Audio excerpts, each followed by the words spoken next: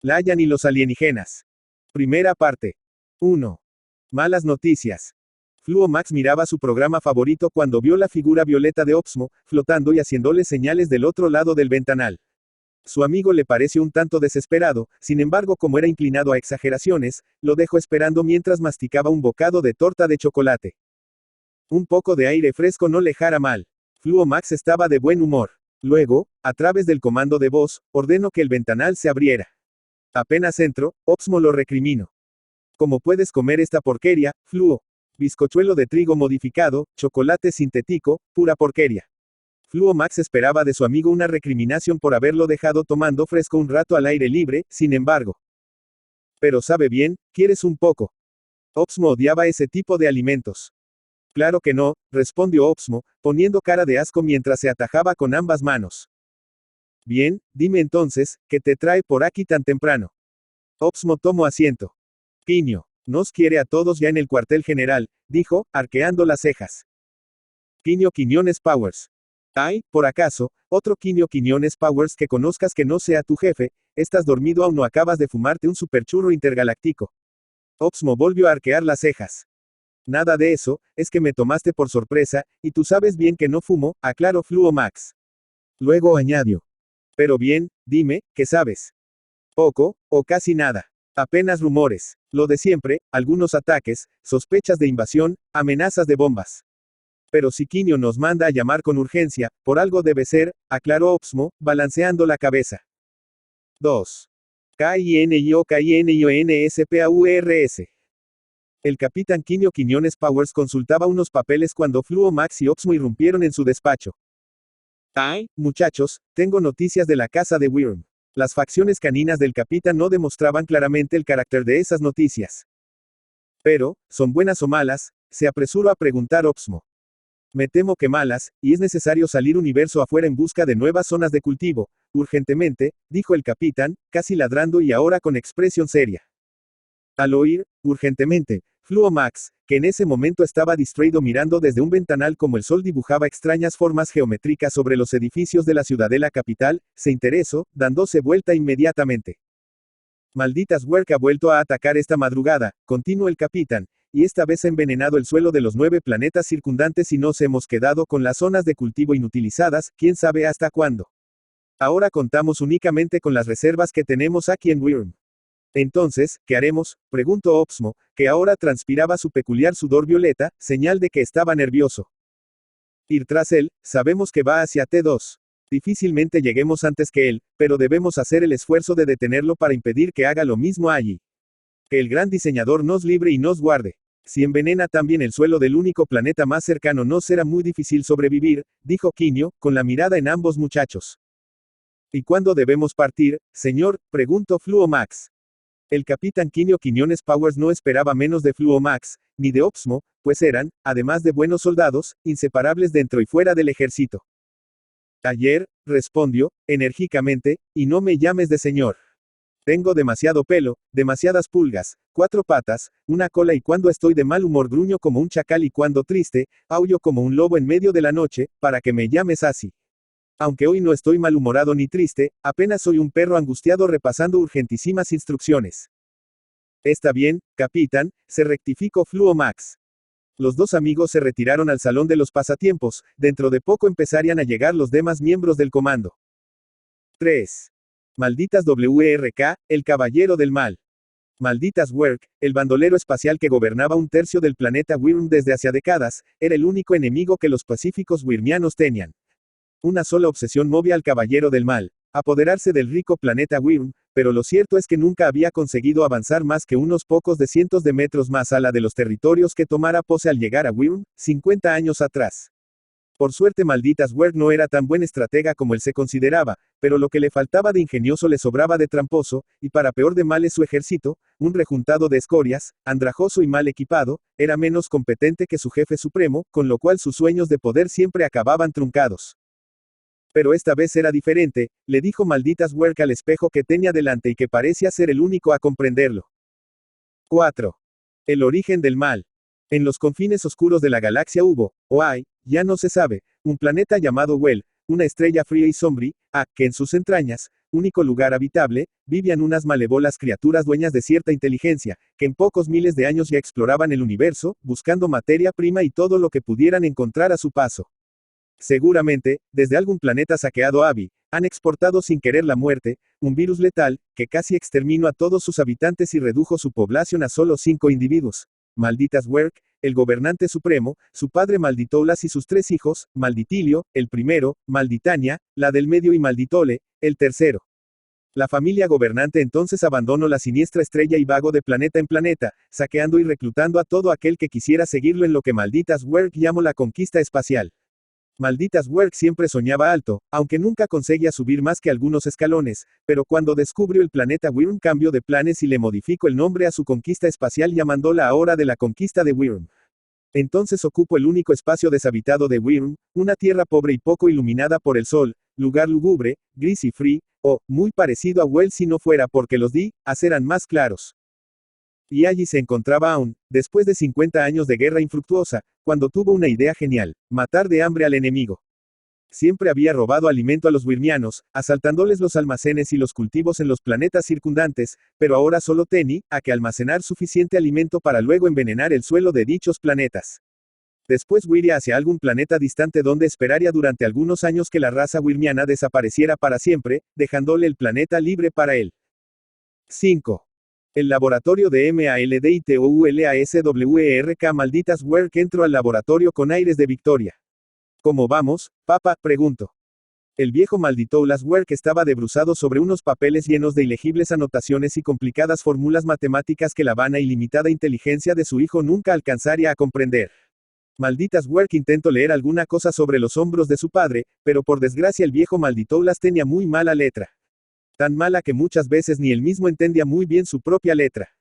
Por eso había inventado el descifrador de letras Malditoulas, el cual siempre llevaba colgado al cuello. No sé por qué siempre miras lo que escribo si ya sabes que ni yo consigo entender mi letra, rezongó el padre. Porque como dibujitos son agradables de ver, papá, respondió Malditas, risueño. Malditoulas le explicó la fórmula del veneno que Abby ha creado y cómo debí ser aplicado para garantizar un óptimo resultado. Te garantizo y firmo abajo que por 10 años en ese suelo no crece ni la gramilla. Malditoulas dibujó una sonrisa de oreja a oreja. Gracias papá, no entiendo ni medio lo que está escrito ahí, pero vale un imperio, te lo aseguro. Después Malditas Werk impartió órdenes a diestra y siniestra a todos sus hombres, pues Abby ha mucho trabajo por hacer. Robar los componentes del veneno, fabricarlo y por último esparcirlo por el suelo de los 9 planetas circundantes. Y claro, robar la mayor cantidad de agua y alimento posible.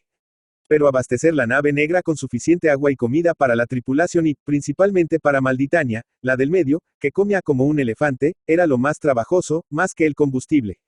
Por lo que Malditas Werk no se preocupaba, Malditoulas hacía mucho que Abby ha inventado el combustible Malditoulas, compuesto gaseoso a base de materias urinaria y fecal, y para eso contaban con los desperdicios de la tripulación y, principalmente, con los de Malditania, la del medio, encargada del 90% de la producción de combustible. Suficiente para llegar al borde del universo, le había dicho Malditoulas a su hijo. Con los armamentos tampoco había problema, ya que funcionaban con el mismo combustible. 6. Después del envenenamiento. Después del derrame del veneno, Malditas Werk, su familia y su ejército partieron de Wyrm rumbo a T2, un puntito casi imperceptible entre millones de puntitos de estrellas parecidas entre sí en el vasto infinito estelar. Allí vamos, T2. Malditas Werk oyó su voz lejana, pues se estaba durmiendo, y entre sueños llegó a pronunciar, la casa de Werk, enseguida se durmió. 7. La despedida. Puede que sea un viaje sin retorno, les advirtió con voz grave el capitán Quinio Quiñones Powers a sus hombres en la plataforma de lanzamiento poco antes de partir.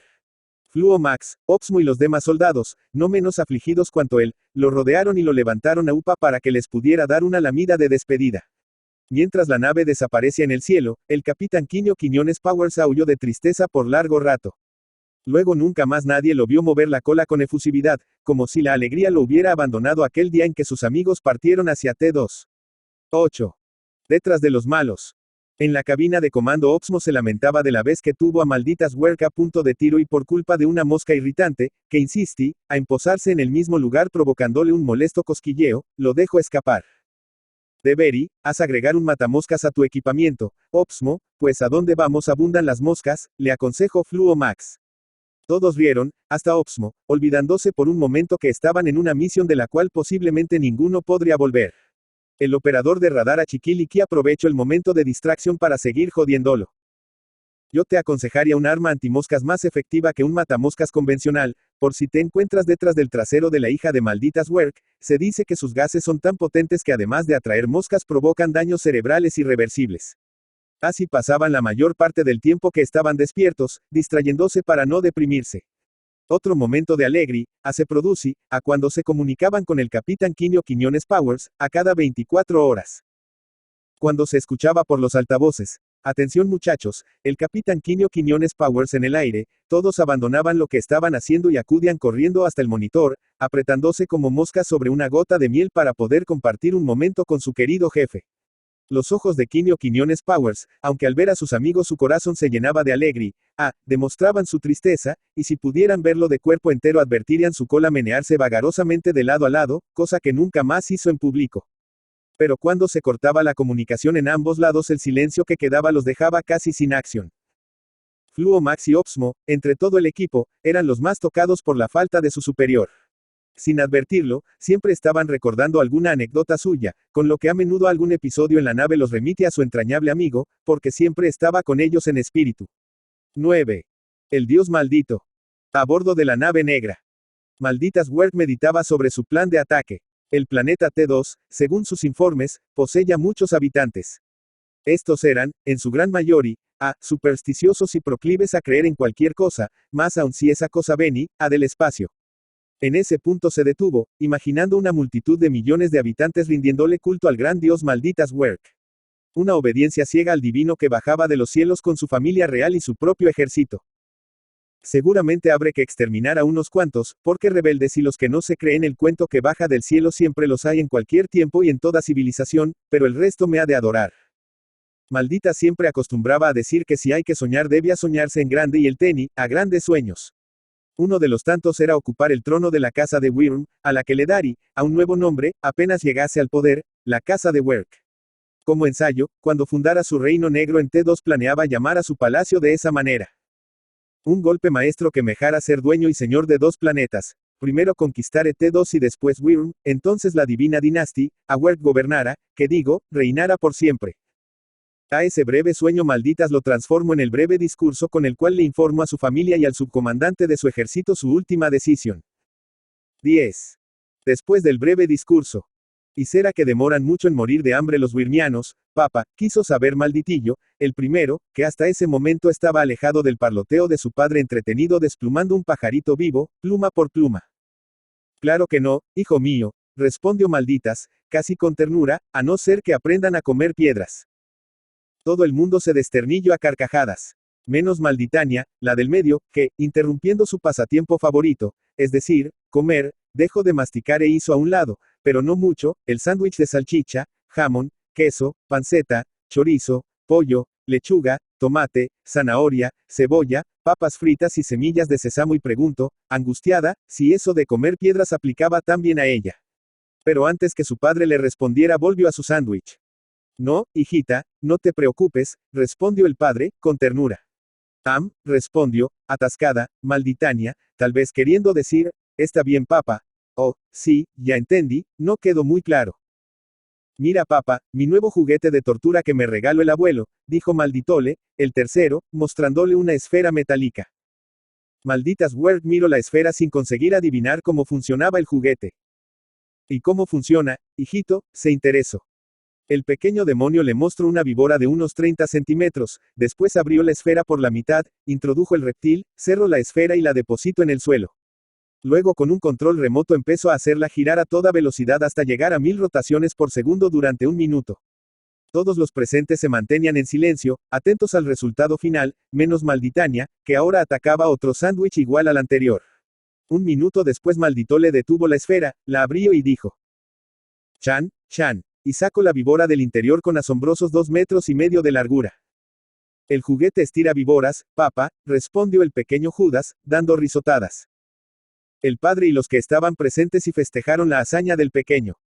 Menos la hermana, por razones obvias, sus manos aún sostenían el sándwich. 11. Un regalo para MALDITANIA. En medio del alboroto apareció Malditolas. Traía en sus manos una pequeña caja negra con un círculo de cristal en la parte superior. Malditania, te traigo un regalo, dijo el abuelo inventor. La muchacha apenas levantó la vista sin preguntar qué era aquello, por la misma obvia razón que anteriormente, pues estaba ocupada en cosas más sabrosas dentro de su boca insaciable. Mira, dijo el abuelo, apretando este botón la imagen holográfica de tu madre aparecerá a través de este círculo de cristal en la parte superior, con los maléficos enseñamientos que te dejo grabados antes de partir al más ala. Inmediatamente el viejo apretó el botón y la imagen de su madre, Maldoca, apareció gesticulando, pero sin voz, pues para eso debía ser accionado otro botón. Pero Malditania por el momento no estaba dispuesta a escuchar nada, pues estaba comiendo. Aunque, aprovechando el espacio entre mordisco y mordisco, se molestó en agradecerle el regalo. Enseguida volvió a la masticación, no manifestando ninguna otra reacción. 12. Evocando a Maldoca. Ay, mi bella Maldoca. Como te veri, haz hermosa vestida de reina, suspiro malditas Werg ya en su recámara, recordando a su fallecida esposa, que había sido una de las primeras víctimas del virus mortal. Luego se estiró en la cama, cerró los ojos y volvió al futuro, donde sería rey. No, se corrigió al instante, sin perder la costumbre de soñar alto y en grande, emperador, mejor. Esta idea lo llenó de felicidad. Cuando iba por el quinto planeta conquistado y le estaba por cortar la cabeza al rey se durmió y soñó algo diferente. Segunda parte. 13. Extraños en el nido.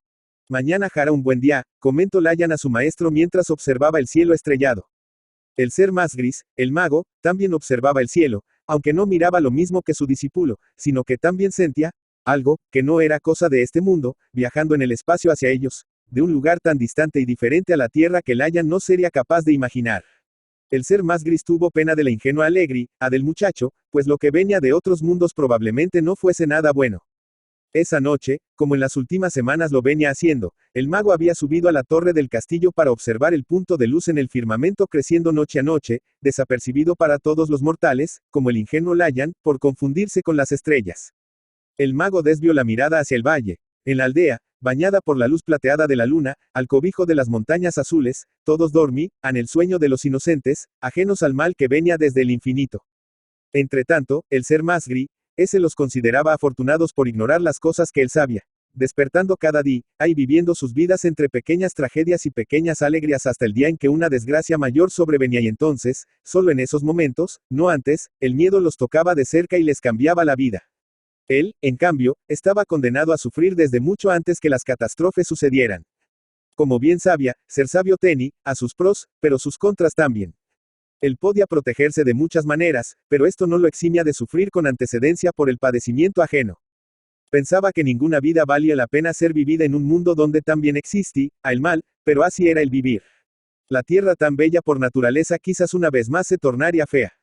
¿Quién sabía con qué propósito venían esos seres? Saber que estaban llegando no era lo mismo que saber el para qué. Tanto podían venir con intenciones de conquista como de parada transitoria, a modo de reabastecimiento.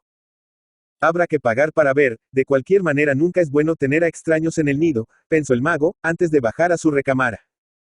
Entretanto, Layan se quedó un rato más, le fascinaban las estrellas. 14. La plantación.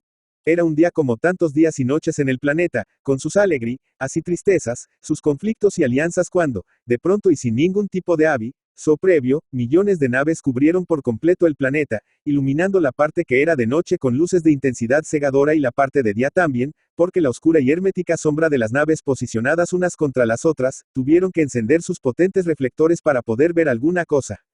En ese mismo instante el planeta paró. Los habitantes de donde era de noche y que estaban durmiendo continuaron dormidos y los que estaban despiertos desmayaron en el acto y a los que estaban del lado que era de día les ocurrió exactamente lo mismo. Y mientras los habitantes dormían el sueño abducido, los invasores disolvieron y transformaron en nutrientes a todos los habitantes no aptos para el trabajo, bebés, niños pequeños, viejos, locos y portadores de alguna discapacidad. Las otras especies de la escala animal también corrieron con la misma suerte. Los habitantes fueron introducidos a las naves y trasladados a los hibernaderos construidos en los polos. Ya sin interferencias de ninguna especie, los invasores deconstruyeron el planeta, literalmente, tirando abajo lo edificado y desenterrando construcciones subterráneas. Los escombros fueron dispersos en la orilla de los continentes, luego aplanaron el planeta entero y esparcieron la tierra de las montañas en depresiones y en las orillas del mar, para nuevas zonas de cultivo. En el paso siguiente cavaron millones de túneles interconectados los unos con los otros, dejando pequeñas entradas a cada 100 kilómetros. A lo largo y lo ancho del globo levantaron extrañas construcciones, gigantescas pistas de aterrizaje y amplias rutas pavimentadas. Cuando trajeron a los habitantes de vuelta y los despertaron, estos se vieron cercados por extrañas estructuras que no eran propias del ingenio humano y por sus captores, soldados robóticos metalizados. Luego fueron trasladados hasta las entradas de los túneles y obligados a entrar en ellas, después las entradas se cerraron para siempre. La plantación al poco tiempo se tornó productiva. Mientras tanto, debajo de la superficie, los habitantes primitivos se adaptaron a su vida de lombriz, haciendo su parte al oxigenar y nutrir la tierra con sus desechos orgánicos y con los eventuales cadáveres. El hacedor supremo de la osada conquista admiraba su gran obra desde la torre de la fortaleza principal cuando a sus espaldas alguien lo llamó, comandante, comandante. Y hasta allí llegó el sueño de conquista de malditas Werk, que con un humor de los 1000 demonios rabiosos respondió que ya iba a quien fuese que lo llamaba. 15. Malvados a la vista. Ya los tenemos a la vista, Fluo, dijo a Chiquiliqui. Fluo Max se acercó al monitor del radar. Gracias, Achiqui, nos llevan una buena ventaja, ¿no crees? Sí, Fluo, y está claro que también nos vieron. Pero por alguna razón no se atreven a atacarnos. Lo más probable es que Malditas opte por lo obvio, es decir, atacarnos cuando estemos a punto de aterrizar. Debemos pensar en una estrategia, dijo Fluo Max. Opsmo, parado a su lado, opinaba que lo mejor era aterrizar del lado opuesto del planeta. Malditas pensara que lo más probable será que lo hagamos cerca de ellos. En cambio, si lo hacemos del lado contrario a su posición serán ellos los que tendrán que venir hacia nosotros, entonces ahí la ventaja será nuestra, ¿no creen? Opinó Opsmo, sonriendo. Bien pensado, Opsmo. Fluo Max también comparte la misma opinión de su amigo. Por ahora no nos queda más que estar atentos a sus movimientos y esperar, concluyó Opsmo. Cierto, dijo Fluo. Achiqui, ¿cuándo debemos llegar? Si todo sigue como hasta ahora en 240 horas, o 10 días, tú eliges, respondió bienhumorado Achiqui. Muy gracioso, ja, ja, ja, contestó Opsmo, con gesto burlón, y los tres se echaron a reír. Órdenes a la tripulación fueron impartidas y enviado un mensaje a Wyrm, malvados a la vista. Estamos en la cola, él llegará primero. Quiñones Powers les transmitió que mantuvieran mucha cautela y dentro de lo posible evitar daños contra los tedosianos.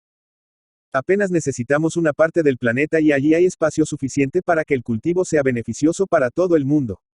Si fuese posible llegar a un acuerdo ambas partes serán beneficiadas, recomendó Quiño, tiempo más tarde cuando entablaron comunicación. ¿Y qué pasará si hay resistencia? Le preguntó Opsmo a Fluo Max. No creo que tengamos que llegar a un acuerdo con nadie. T2 es un planeta inmenso y hay vastas zonas deshabitadas donde nadie notará que haya alguien por allí. Tienes razón, Max. La única vez que nos cruzaremos con los tedosianos con seguridad será cuando luchemos contra malditas Werk. Fluo Max buscó en el ordenador de bordo las zonas del planeta donde los tedosianos se concentraban. Ellos viven alrededor de las zonas donde hay minerales y es allí donde malditas Werk posará, con certeza. No creo que llegue hasta T2 con la intención de envenenar su suelo. Necesita alimento tanto como nosotros y además no queda otro lugar donde conseguirlo ni cultivarlo, por lo menos en esta galaxia, dijo Fluo Max. Tienes razón, Fluo, pero además hay otro motivo por el cual necesita alimento, dijo Opsmo, sin aclarar cuál era ese motivo. ¿Y cuál sería el motivo?, preguntó Fluo Max, intrigado. ¿Y cuál debería ser? La hija glotona. Nuevas carcajadas invadieron la cabina. 16. Las naves. No hay duda, son dos, se dijo por dentro el ser más gris, sin desviar la vista de los dos puntos luminosos que solo él podía notar, unas noches después. Hubiera querido tener más sabiduría para hacer que el planeta se hiciera invisible, como él podía, a hacer con las cosas, incluso con él mismo, y que las naves pasaran sin verlo, pero su magia no era tan poderosa. Entretanto, su bola de cristal solamente mostraba, a brumas que podían ser muchas cosas, desde tiempos de tinieblas a plagas y de esclavitud hasta guerra y muerte. Dudaba de sus poderes por no saber qué clase de tecnología poseerían los alienígenas en caso de un conflicto armado, pero sin duda sería más avanzada y poderosa que la que él pudiera concebir. La hayan podi, a no tener cerebro suficiente para entender las cosas del universo, pero sí el suficiente para notar la aprensión de su maestro. Intui, a que si lo interpelase, el mago le respondería, a con evasivas por entender que él ignoraba muchas cosas, o quizás por aún no estar preparado para ciertos asuntos, o bien porque eran asuntos íntimos del alma del mago. Pero aún así, una mañana, al ver a su maestro con cara de preocupación, se le plantó delante. Maestro, sucede algo que lo preocupa demasiado. Aunque conoce a la suavidad del hablar del mago, Layan cerró los ojos y espero una buena reprimenda por su atrevimiento. Esta noche, cuando vengas conmigo a la torre, quiero que veas algo, le respondió el mago. Layan abrió los ojos y puso cara de alegría, sin duda la respuesta del mago lo había sorprendido. Ahora debo consultar algo, dijo el mago, luego abrió el libro mágico que tenía entre las manos y no dijo nada más. Sí, maestro, respondió Layan y salió dando brincos de alegría. En el jardín del castillo se puso a pensar qué bueno sería si su maestro le enseñara a leer el futuro a través de las estrellas. Pero el mago pensaba algo diferente, su aprendiz necesitaba enterarse de lo que se avecinaba. Tal vez así, en el momento del arribo de los alienígenas, tuviera alguna posibilidad de salvar su vida. 17. Las estrellas. Cada vez que Layan subía por las noches a la torre tenía la sensación de estar suspendido en medio de las estrellas, sumergido en sus pensamientos, sentía todo el mundo a sus pies desaparecer.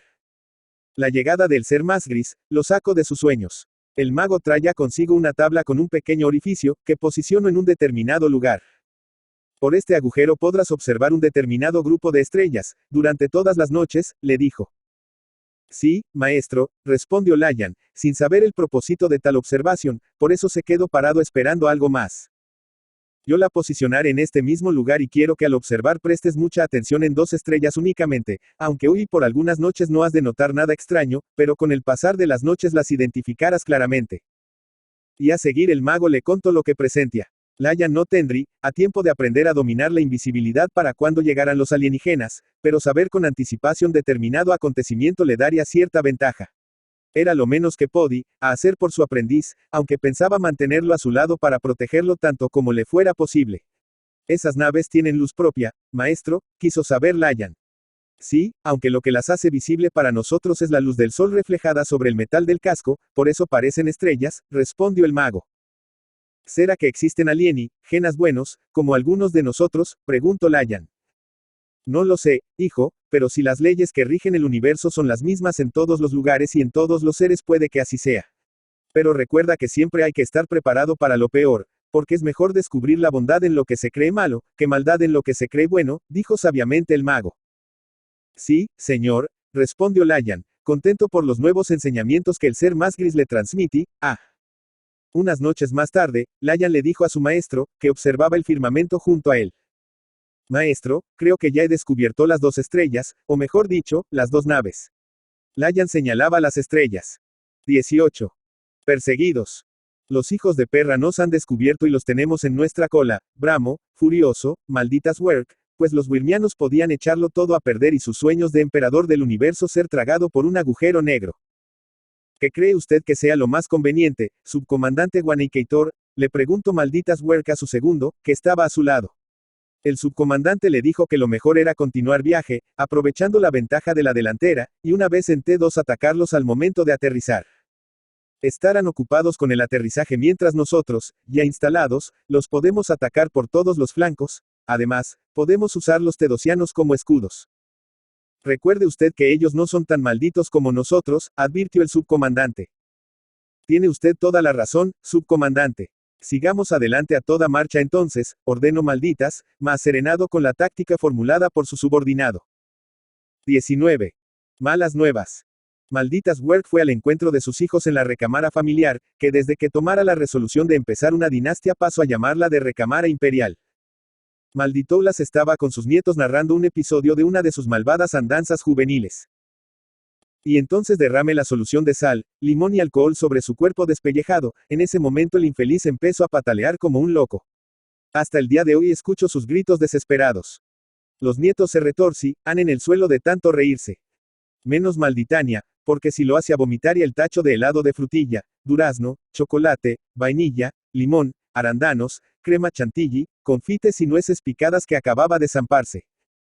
Qué hermosa escena familiar, pensó malditas Werk, apenas entró al recinto.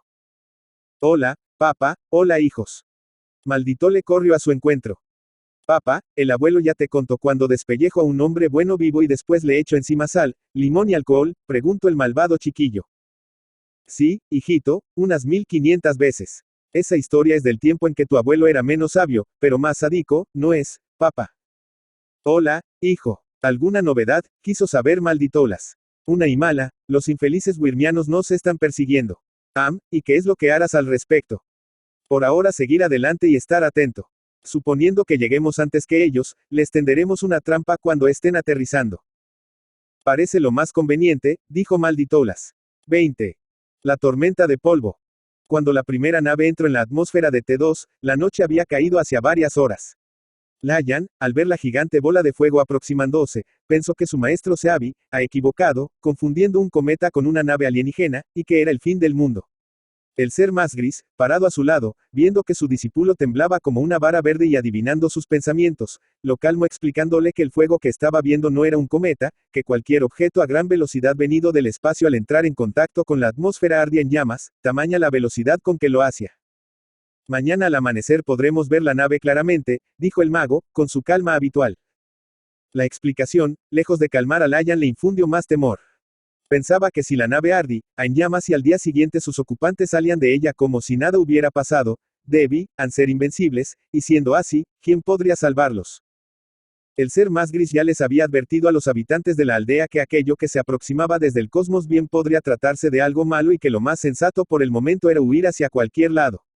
Aunque sabía de la inutilidad de tal consejo porque los alienígenas podían aterrizar en cualquier lugar, lo que significaba que no existía en todo el planeta un lugar seguro para nadie. Pero sin duda, como sucede con las manadas de animales salvajes, mientras unos son cazados otros salvan el pellejo, por lo tanto, la dispersión era lo más sensato a hacer. De cualquier manera todos creyeron que con la hipótesis de una nave con seres de otro planeta, esta vez el mago estaba exagerando. Luego que el fuego se extinguió, el cielo nocturno volvió a su silenciosa quietud. Con lo que todos concordaban que había sido apenas un meteorito. Pero de pronto el resplandor de una llamarada veloz iluminó el valle, seguido de un ruido ensordecedor y un vapor nauseabundo, extinguiéndose en algún lugar del valle. Aquello alarmó a los aldeanos y nadie durmió esa noche. Despuntaba la aurora cuando un ejército de seres extravagantes emergió de la nave y avanzó hacia la aldea. Al verlos en la bola de cristal, el ser más gris subió a la torre del castillo. Con la mirada puesta en el cielo, invocó al viento en una lengua que Layan, que lo había seguido, parado a su lado, jamás lo oyera hablar. Un momento después el viento empezó a soplar cada vez con más fuerza, trayendo consigo nubes de polvo en forma de remolinos. La tormenta de polvo cubrió todo el valle, castillo, aldea, la nave y al propio ejército, a medio camino entre la nave y la aldea.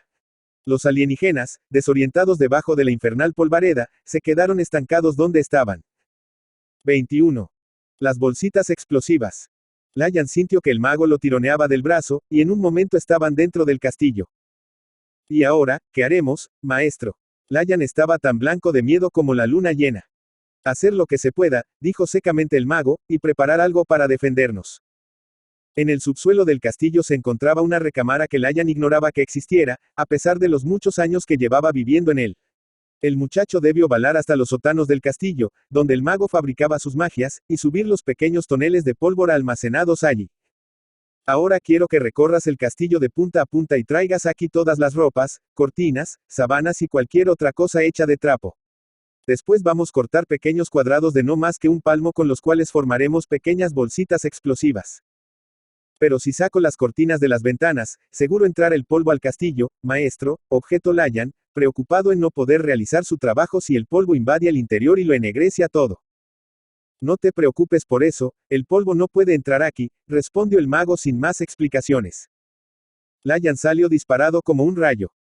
Después de atar la última bolsita explosiva, el mago le dijo a Layan, ven, te mostraré lo que hace este polvo. El ser más gris arrojó contra una de las paredes del castillo la bolsita que acababa de atar. Layan se llevó un tremendo susto ante la gran explosión que aquel aparente polvo inofensivo provocó y tanto más sorprendido se quedó cuando la sulfurosa niebla gris que había cubierto el recinto se disipó, y vio el gran orificio en la pared y lo que había en la recámara contigua. Ahora ayúdame a poner dentro de estas alforjas todas las bolsitas que sea posible, le ordenó el mago. Los atacará con ellas, maestro. Más o menos, pero aún no, primero tengo que averiguar algo. Un momento después, Layan vio desde la torre como su maestro se elevaba en el aire y se zambulía dentro del torbellino polvoriento que cubría el mundo más ala del castillo. Layan se puso nervioso. Temí, a que su maestro fuese capturado por los alienígenas, o peor aún, que le diesen muerte. 22. Atrapados en la niebla. ¿Y ese maldito polvo, de dónde salió? Vociferó, furioso, malditas Word desde la cabina, al percibir como el polvo impedía la visión del exterior. Decidió comunicarse por radio con el subcomandante Wanamaker. Subcomandante Wanamaker, ¿me escucha? Cambio. Después de un largo silencio, por causa de la estática, la voz intermitente del subcomandante se escuchó. Aquí, el subcomandante Wanamaker, una nube de polvo repentina nos envolvió y no podemos proseguir, señor. Adelante y cambio, dijo, tosiendo sin parar. ¿Por acaso, no llevan linternas o reflectores portátiles encima? Cambio. Malditas Werk espumaba como un perro rabioso. No, señor. Cambio, respondió el subordinado, aun tosiendo. ¿Y por qué no llevaron los reflectores, bando de idiotas, como se supone que vamos a conquistar a estos salvajes tedosianos? Así no voy a ser emperador nunca, inservibles. Cambio. Malditas miro a su alrededor, pero no encuentro a nadie con quien descargar la rabia que sentía. Señor, no trajimos reflectores porque es de día. Cambio. Malditas Werk ignoró la aclaración y le ordenó que volviera con sus hombres a la nave inmediatamente. Imposible, señor, no se ve nada. Nos quedaremos aquí estacionados hasta que la nube de polvo se disipe. Cambio. Malditas Werk maldijo el clima inestable del planeta y salió furioso de la cabina de comando. Un soldado que pasaba por el corredor en sentido contrario se convirtió en la víctima de la furia que le revolvía las tripas, perdiendo la cabeza de un sablazo que no vio venir. En un pasillo malditas tropezó con su padre, que se llevó un susto al verlo salpicado de sangre. Hijo mío, ¿qué pasó que estás manchado con sangre? Malditoulas pensó en lo peor, que su hijo se había cortado sin querer al intentar matar a algún cerdo o alguna oveja, pues escuchara los chirridos de Malditania no hacía mucho pidiendo comida. Nada, papá. Pasa que el clima de este maldito planeta, el inservible del subcomandante y el diablo A4 están en mi contra, eso es lo que pasa. Malditas, apretando los puños de impotencia, parecía querer largarse a llorar. Espera un poco, hijo mío, que no estoy entendiendo nada, ¿qué tienen que ver esos tres elementos con la sangre? Preguntó el padre, afligidísimo. Malditas Werk le contó, casi sollozando, los últimos acontecimientos que lo llenaron de odio e impotencia y cómo se descargó con el infeliz soldado. De alguna manera me tenía que desestresar, no, se justificó. Malditoulas abrazó a su hijo y acariciándole paternalmente la cabeza le explicó que ser emperador no se conseguía de un día para el otro y que se fuera olvidando eso de la dinastía. Cuando se empiece a hablar de la dinastía Werk, tú ya no estarás vivo para verlo, hijo. Es como plantar árboles para que otros disfruten de su sombra. Malditas Werk no dijo nada, siguió su camino y se recluyó en su recámara. Nadie me comprende, nadie en esta maldita vida me comprende, le rezongó al espejo mientras se lavaba la sangre. 23. Entre enemigos. Los soldados de malditas Werk, estancados en el mismo lugar donde la tormenta de polvo los había sorprendido, no se atrevían a avanzar ni a retroceder por temor a perderse en terreno desconocido. El ser más gris se aproximó a los alienígenas y pudo comprobar que sus siluetas no diferían de las de los seres humanos. Invisible y silente se paseó entre ellos oyéndolos hablar. Poco a poco su extraña lengua fue haciéndosele comprensible y al cabo de un rato pudo entender con claridad lo que conversaban. Así se enteró de dónde venían y que sus intenciones eran quedarse y conquistar el planeta, y algo más, que los alienígenas de la otra nave los perseguían y parecían ser los buenos, lo que no significaba que pudiera considerárselos como amigos.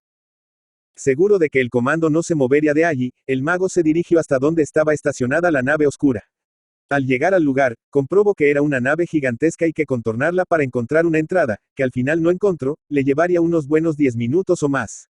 Con las uñas hacía pequeñas marcas sobre los vidrios de las escotillas que encontraba, por donde poder espiar sin ser descubierto. Notó poco movimiento en su interior, pero en una escotilla vio un grupo de alienígenas que le llamó bastante la atención. Eran 5 individuos que parecían pertenecer a un grupo familiar, y ahora más claramente pudo comprobar que realmente se parecían a los humanos. Uno de ellos caminaba de un lado para el otro gesticulando todo el tiempo, claramente nervioso, le hablaba a otro más viejo que no le prestaba mucha atención porque estaba manoseando un artefacto que el ser más gris no tenía a la menor idea de lo fuera ni para qué servía. Cerca de ellos, uno más joven que el que hablaba sostenía en una de sus manos un animal pequeño, peludo e indefinible, el pobre animalito se retorcía y pataleaba queriendo escapar de su torturador, que con la otra mano le daba golpecitos en la cabeza con un martillo mientras reía como un débil mental.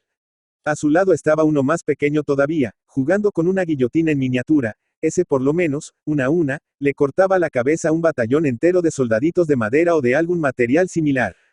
Y más ala de todos ellos había una alienígena parecida a una abominable bola de grasa, aislada de los otros por una pila descomunal de comida que consumía con gran gula, como si nunca hubiera comido en la vida, o después de estar mucho tiempo sin probar un bocado. El ser más gris constató que la pila estaba compuesta de variados tipos de carnes y fiambres y verduras y de otros elementos comestibles que él nunca había visto en su vida. Layan aún estaba dentro de la torre cuando el mago emergió del torbellino. Maestro, al fin llegó, dijo, aliviado al ver llegar a su maestro sano y salvo. Estaba muy preocupado por usted, desea que le prepare algo para comer. Debe estar con hambre, dijo, diligente. No, gracias Layan. Creo que si pongo algo en el estómago lo he de vomitar en el acto, respondió el mago, aun con la imagen de la alienígena glotona en su mente, mientras se sacudía el polvo que lo cubría de la cabeza a los pies. Durante 5 días el mago mantuvo a los soldados sitiados en el mismo lugar, bajo el torbellino infernal. Pensó que a esas alturas tendrían suficiente hambre como para querer volver a la nave que avanzara hacia la aldea. 24. La decepción. Malditas Werk, poseído por la ira, iba de un extremo a otro de la nave balanceando la espada amenazadoramente. Todos se escondían a su paso, nadie quería terminar degollado como el infortunado soldado unos días antes. Gruñí, como un oso hambriento. Improperios contra el tiempo, contra la mala suerte y, principalmente, contra el inepto subcomandante Guanaikaitor y el bando de inútiles de sus soldados, que en lugar de seguir avanzando habían retornado a la nave. Estábamos con hambre, se quejó el subcomandante. Y la ética militar, y la abnegación, gritaba enfurecido malditas, al oído del subcomandante, que no osó decir ni más una palabra y se mantuvo sumiso y con la cabeza gacha, temiendo lo peor. Entretanto, malditas Werk, sudando horrores, seguía despotricando a los 4 puntos cardinales. Si se tratara de Malditania Seri, comprensible, la pobrecita sufre del mal de la gula, pero soldados barbudos como ustedes. Se supone que deberían estar preparados para este tipo de situación. De esta manera no vamos a dominar ni el bosque encantado del hada madrina. Inútiles. Malditas Werk se detuvo al depararse con su imagen reflejada en el vidrio de la cabina de mando. Pensó que en ese momento debía estar portando una corona de oro y diamantes sobre su cabeza, no su reído casco de fieltro negro. Ahora vaya a comer con el bando de inútiles, si es eso que tanto quieren que después hablamos del nuevo plan de ataque, si es que hay uno, y bañese que parece un oso hormiguero después que se le derrumbó encima el termitero. El subcomandante se apresuró a salir. Sí, señor, respondió mientras cerraba la puerta, aliviado por sentir su cabeza en el lugar que siempre la había tenido. Malditas Werk escrutó el radar. La nave wirmiana ya había llegado a la atmósfera tedosiana. Maldición, hurro. La queja de malditas Wick sonó a derrota. 25. La espera. Cuando la nave wirmiana se encontraba a pocos kilómetros de la superficie del planeta, el radar indicó una extraña anomalía climática sobre la posición de la nave negra de malditas Werk. Al llegar al lugar indicado, los wirmianos contornaron la tormenta por encima y por los lados e imposibilitados de aterrizar se vieron obligados a hacerlo fuera de su radio de alcance, del otro lado de las montañas, donde se extendía una planicie boscosa. La tormenta les pareció sospechosamente intencional, tal su extraño comportamiento, pues más ala del valle donde acontecía el cielo estaba claro. Luego del aterrizaje en un claro del bosque, los soldados al mando de Oxmo rápidamente se dispusieron a colocar los dispositivos de invisibilidad alrededor de la nave. Oxmo caminó unos metros fuera del perímetro y se volteó. El cuadro con el cielo límpido, las distantes montañas azuladas sobre el bosque verde y florido que presenciaban sus ojos, lo dejó impactado. ¿Qué planeta?, exclamó, tras un largo suspiro. Todo listo, Fluo, estamos seguros ya, dijo Oxmo. Gracias, Oxmo, ¿has visto a Koki, Loki? Cuando entré en la nave lo vi pasar hacia el depósito de armamentos. Ok, voy hasta allí a darle instrucciones y ya vuelvo.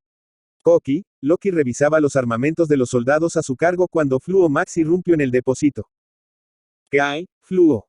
Koki, quiero que reúnas a tu escuadrón y le eches un vistazo al lugar donde se encuentra malditas Werk. Fluo Max estaba intrigado con la anomalía climática que se mantenía sin moverse sobre el valle, justo encima de donde se encontraba el enemigo. Muy bien, Fluo, en 20 minutos partimos. Koki, Loki tomó la radio y llamó a sus muchachos. Buena suerte, amigo, mantente en contacto, le recomiendo Fluo Max, antes de salir. Así Loger, Fluo, descuida. 26.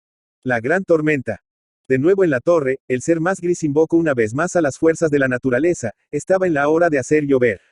Y esta vez, a pedido del mago, el viento volvió a soplar trayendo nubes cargadas desde el mar que se aglomeraron sobre el valle, haciendo que el cielo oscureciera siniestramente, enseguida empezó a tronar y a relampaguear como anunciando el fin del mundo.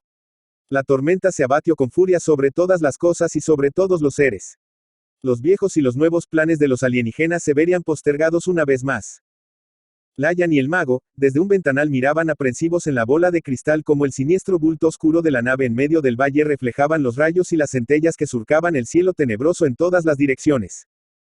El ser más gris no creía que los otros alienígenas se hubiesen atrevido a posar en las inmediaciones con semejante tormenta. Lo más probable era que estuvieran muy lejos del valle.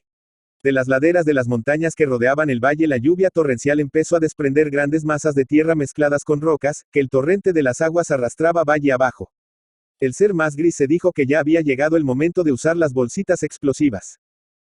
Layan ayudó a su maestro a cargar los morrales con las bolsitas hasta la torre y a colocárselos sobre los hombros. Una vez más Layan vio a su maestro zambullirse dentro del torbellino desatado alrededor del castillo y una vez más volvió a temer por su suerte. El ser más gris cruzó con la velocidad de un rayo a lo largo del valle y se detuvo donde las montañas que rodeaban el valle confluían, formando entre ambas laderas una especie de desembocadura. El mago se precipitó hacia un lado y empezó a bombardear con bolsitas explosivas la ladera rocosa, haciendo que desmoronaran toneladas de tierra y rocas. Después de varias explosiones, se dirigió al otro extremo y realizó la misma operación y así se mantuvo, yendo y viniendo de un extremo a otro, hasta que los escombros formaron un dique lo bastante alto y ancho como para impedir que el agua y el sedimento se escaparan, formando así un inmenso corral que la lluvia torrencial no demoraría en transformar en un gran lago. O los alienígenas huían mientras había tiempo, o perecerían de hambre, atrapados en la nave bajo toneladas de piedra y barro. Entretanto, los habitantes de la aldea, temiendo morir ahogados, apenas vieron formarse la amenazante tormenta sobre sus cabezas, hallaron prudente buscar un lugar más seguro, de manera que huyeron a tiempo con lo poco que pudieron llevar hacia los bosques, justo antes que el mago empezara el bombardeo. 27. El negro despertar. En la nave negra todos aprovecharon el mal tiempo para poner el sueño en hasta quienes deberían estar despiertos haciendo guardia habían sucumbido al encantamiento del barullo de la lluvia contra el metal de la nave y ahora dormían la mona en sus puestos. Menos Malditania que, enajenada del encantamiento del golpeteo de la lluvia gracias al ruido de su incesante masticación, no se había percatado de ello, pero en una pausa en la masticación no pudo evitar el encantamiento de las gotas y acabó por dormirse también. Al rato soñaba que saciaba su gula con una torta gigante de chocolate, vainilla, dulce de leche, mermeladas de higos, frutillas, confites, duraznos en almíbar y varios tipos de crema, la cual comía confortablemente sentada dentro de ella.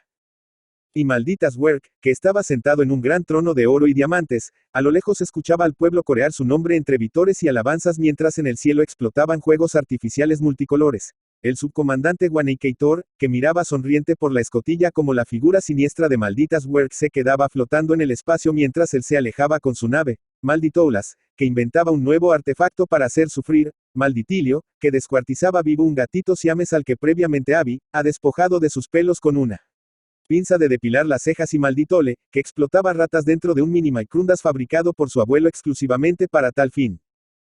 Pero el bombardeo infernal del ser más gris acabó por despertar a malditas Werk. En un principio pensó que fuesen los gases de Malditania retumbando en la oquedad de la nave, pero al acercarse a un ojo de buey para echarle un vistazo al tiempo solo vio la negrura absoluta. Demoró unos segundos en percibir que si no veía gotas sobre el vidrio ni chorreaba agua era porque ni parara de llover ni era de noche, sino que estaban sumergidos. Su corazón se aceleró y, horrorizado, corrió fuera de la recámara. Los soldados encargados de los controles aún dormían cuando malditas Werk irrumpió en la cabina personificando al mismo demonio. Los soldados ya se sentían picadillo de carne, pero su jefe pasó por encima de ellos, arrojándose sobre la consola de comandos. Al parecer, el jefe tenía cosas más urgentes para hacer que matarlos, pensaron, respirando aliviados, sin saber que su destino de muerte ya estaba sellado y que ya ocupaban la propia tumba. Urgente, tú, marmota, pon en marcha los motores que nos vamos de este infierno inmediatamente, ordenó malditas. El soldado accionó el botón de encendido, pero los motores no respondieron. Volvió a intentarlo varias veces y nada. Sal de ahí, inútil, y recuérdame más tarde de matarte como a un perro, ordenó malditas Werk, pero ni él consiguió poner en marcha los motores. ¿Dónde está el tarambana del subcomandante? Vociferó. Aquí estoy, señor. El subcomandante Wanakeitor acababa de entrar. Vaya a ver con sus propios ojos qué carajo sucede en la casa de máquinas. Corra, infeliz, gritó malditas Werk, después se dio vuelta y se quedó mirando el barro comprimido contra el cristal de los ojos de buey como quien mira el propio final. Cuando el comandante Guanacator llegó a la casa de máquinas, los mecánicos estaban durmiendo sentados y con los pies enterrados hasta los tobillos en el barro que brotaba lentamente de uno de los motores. Al sentir que alguien se acercaba gritando furiosamente se pusieron de pie, pero el sedimento no los dejó moverse del lugar. ¿Pero qué ha sucedido, señor?, preguntó uno de ellos mientras se sacaba las lagañas de los ojos. Eso es lo que pregunto yo, idiota. Y tú, deja de mirarte los pies como un retardado y haz algo, le dijo al otro que miraba sin entender lo que sucedía con sus pies que no le obedecían. Al jefe no le va a gustar nada la noticia, pensó, aprensivo, el subcomandante, pasándose una mano por el cuello mientras se dirigía de vuelta a la cabina de mando. ¿Cómo es posible que esto nos haya ocurrido? Alguien que me explique, por favor, inquirió Malditas Werk, mirando a los soldados que esquivan la fiera mirada del jefe. Estaba claro que nadie tenía la respuesta y mismo teniéndola, ¿quién se atrevería a darla? Hacerlo era lo mismo que condenarse a la muerte instantánea, porque el jefe se cobraría con su vida la negligencia de saber el problema y no subsanarlo a tiempo. Malditas Werk iba a decir algo cuando de repente las luces se apagaron. Solo me faltaba esto ahora, protestó. Cuando las luces de emergencia se encendieron, unos segundos más tarde, Malditas Werk y el subcomandante Guanacator se vieron completamente solos, el resto, aprovechando el corte, desapareció antes que la matanza sistemática empezara. ¿Y tú, energúmeno, qué esperas para ir a ver qué demonios pasó con la energía? Le ordenó al subcomandante mientras se agarraba en cualquier cosa para no caer, pues las piernas le empezaban a flaquear con la indisposición que sentía creciendo dentro de sí. Sí, señor, respondió el subcomandante y salió corriendo, más impelido por alejarse de Malditas Werk que por cumplir la orden. Al salir de la cabina de mando se le ensombreció el rostro, el barro brotaba por las paredes de la nave lenta e inexorablemente. Era el fin de la aventura. 28. Noticias sobre el enemigo. Algunas horas después, el escuadrón de Loki estaba de vuelta en la nave plateada. En la cabina de comando todos esperaban ansiosos noticias sobre el enemigo. Por ahora, amigos, no hay mucho que hacer, les dijo, apenas entro en la sala de comando, la extraña tormenta hace imposible cualquier intento de aterrizar en el valle donde está el maldito. Con lo que me temo que se convierta en un inmenso lago, ya que los derrumbes de las laderas en la desembocadura ha formado un dique que impide que el agua escurra. Eso sí, hemos avistado a muchos tedosianos yendo hacia los bosques. Y por si acaso, deje parte del pelotón apostado en la cercanías, vigilando la entrada al valle. Ahora quiero mostrarles algo que captó la cámara del mini videoador, que introdujimos en la tormenta, y que explicará los derrumbes. Aquí está la grabación. Veámosla entonces, sugirió Opsmo. Fluo Max y compañía miraban asombrados como un tedosiano, que creían seres sin atributos especiales, se desplazaba flotando en el aire arrojando explosivos contra las montañas que rodeaban el valle. A su paso toneladas y toneladas de piedra y tierra caían en las aguas que se acumulaban y corrían, turbulentas, hacia la salida del valle. Entretanto, el caudal crecía. Hacia el final del video, donde las montañas casi se tocaban, pudieron ver una especie de dique, hecho de tierra y piedras, obstruyendo el escape de las aguas. ¿Será posible que ese doble mío haya provocado con esas cosas explosivas la formación del dique?, preguntó Opsmo. Es lo que parece, dijo Fluo Max. Pero la pregunta es, dijo a Chiquiliki, mirando a Opsmo, ¿y si el tedosiano empieza a sudar violeta? Todos rieron. Muy ocurrente, a Chiqui, dijo Opsmo, riendo junto a los otros. Puede que sea alguna especie de brujo, sugirió Fluo Max. Sea lo que sea, parece que está de nuestro lado, opinó Opsmo. Eso lo veremos cuando nos crucemos con él, concluyó Fluo Max. 29. El DESAPARSIMINTO. A Chiquiliki llamó a Fluo Max para que viera algo extraño en el radar. Mira esto, Fluo, dijo a Chiquiliki, apuntando la señal luminosa, que indicaba la posición de la nave negra, apagándose gradualmente. ¿Se estará alejando?, preguntó Fluo Max, tan sorprendido como su compañero. Eso mismo me pregunto yo, respondió a Chiquiliki, pensativo. En ese instante, la puerta de la cabina se abrió y entró Opsmo. ¿Qué sucede, muchachos? Mira esto, Opsmo. Fluo Max le mostró el radar, donde ya casi no se veía ninguna señal. ¿Qué? ¿A dónde va la nave? Debemos ir tras ella, Fluo. Opsmo empezaba a ponerse violeta. No hay que precipitarse, no sabemos qué pasó. En un momento empezó a debilitarse la señal y como tú lo has visto, ¡zas!, desapareció, dijo a Chiquiliki, chasqueando los dedos. Tal vez, pero de cualquier modo tenemos que ir a averiguar, dijo Opsmo. Y es lo que haremos ahora mismo, dijo Fluo Max. 30. La partida del castillo. Layan estaba apoyado sobre la amurada de la torre. A 1 metro de él, el agua calla a cantaros y no demoraría mucho en cubrir el castillo. Dudaba, que al llegar hasta la cima del castillo, las aguas respetarían el poder de su maestro. En ese momento el ser más gris se materializó a su lado. Lion dio un salto de susto y júbilo. Maestro, qué alegría, ¿qué ha sucedido? Rápido, Lion, ve a mis aposentos y recoge mis cosas, sobre mi escritorio, y vuelve aquí enseguida, que nos vamos, ordenó el ser más gris. Lion se olvidó por completo de la reflexión de hace un momento y preguntó, tontamente. ¿Vamos a viajar, maestro? No, hijo mío. Debemos abandonar el castillo y buscar un nuevo hogar, pero no preguntes más nada y haz lo que te pedí. El tiempo urge. El rostro turbado de su maestro se lo decía. Sí, maestro, respondió Lion y salió corriendo. Cuando volvió a la torre, la lluvia había cesado y las nubes se dispersaban en el aire. El maestro le ordenó que montara en su espalda. Sujétate fuerte, Lion, le dijo él, y salieron volando rumbo a los bosques. Tercera parte. 31. Adiós, maldito malditas. La tormenta había pasado ya, apenas algunas pocas nubes se disolvían lentamente en el aire. Quien nos diera malditas Werk, su estirpe también maldita y su ejército despiadado estuviesen sepultados bajo toneladas de sedimento y piedras. De todas maneras, si no han muerto ahogados seguramente lo harán de hambre, le comentó Fluo Max a Opsmo mientras sobrevolaban el lago de aguas quietas y pardas. No sé, amigo, dijo Opsmo. El maldito nunca jugó limpio. ¿Quién nos garantiza que no sea otra de sus tretas para hacernos pensar así? Opsmo podía estar con la razón, no sería la primera vez que malditas Werk lo sorprendía con una de las suyas. Lo que me resulta extraño, dijo, es que la señal de la nave de malditas Werk acaba y pocos minutos después la terrible tormenta pasa, casi al mismo tiempo. Para mí que el dedo del tedosiano volador está metido en ese pastel y de ser así, la nave del maldito debe estar enterrada ahí abajo, opino a Chiquiliqui. Si es así, adiós, maldito malditas. Pudrete en el infierno, tú y tu estirpe maldita, vociferó Opsmo.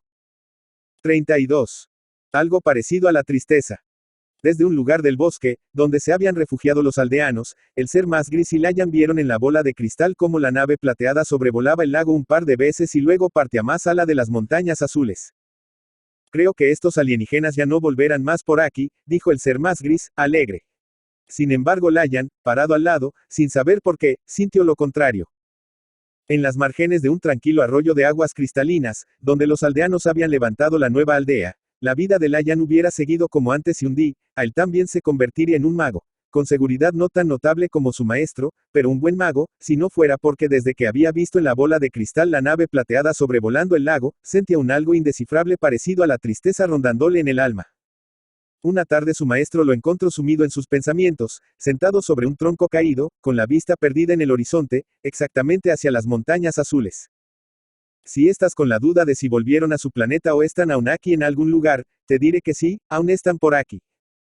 A Lion le pareció que su maestro también podía leer los pensamientos de las personas. ¿Usted cree, maestro, que son malos también, como los otros alienígenas? Pareciera que no, mi querido amigo, tendrías que descubrirlo por ti mismo, creo. Seguramente su maestro supiera que también había algo más que eso. No se puede tener todo en esta vida, mi querido amiguito, continuó él.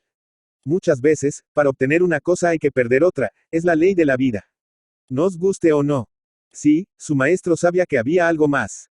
Me gustaría conocer a esos alienígenas, su cultura, saber cómo es el lugar de donde vienen. Pero no creo estar preparado. Además podría, a no gustarles las visitas, dijo Lion, con cierta tristeza en la voz.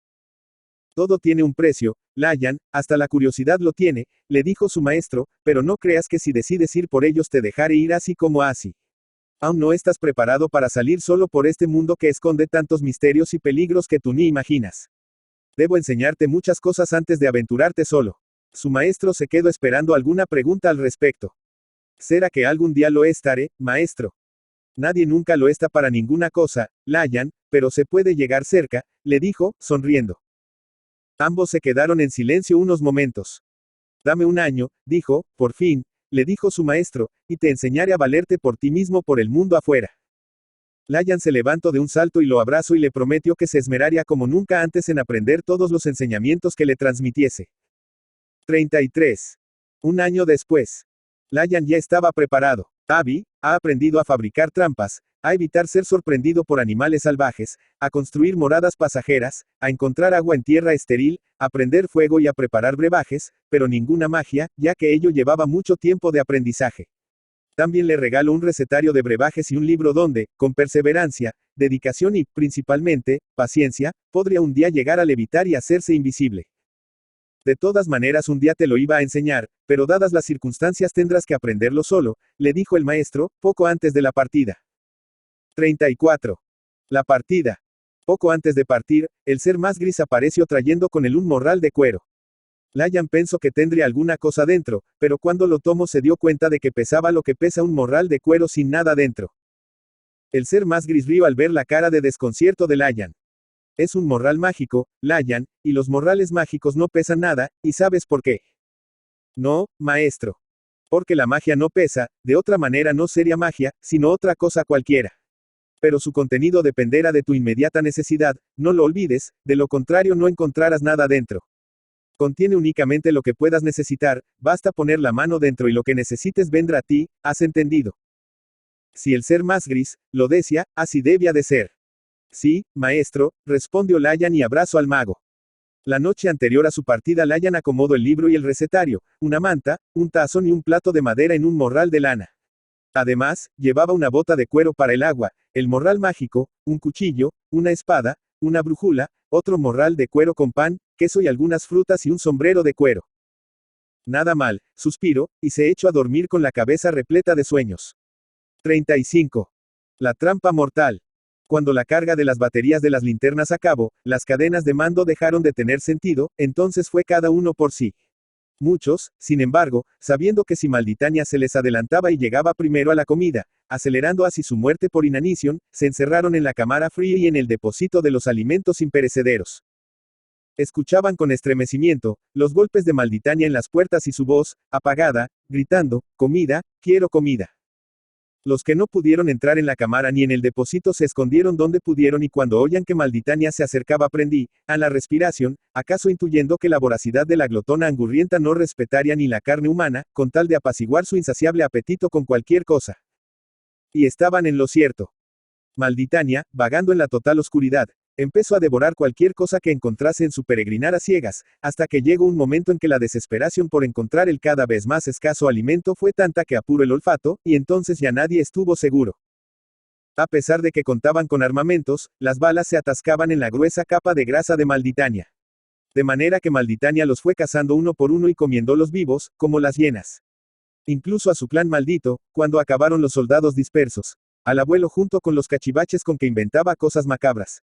A Malditillo y su colección de mascotas aún por ser torturadas. A Malditole junto con sus juguetes maquiavélicos y por último a Malditas Werk, al cual no le valió de nada querer zafar de sus fauces engatusándola con la imagen holográfica de su madre.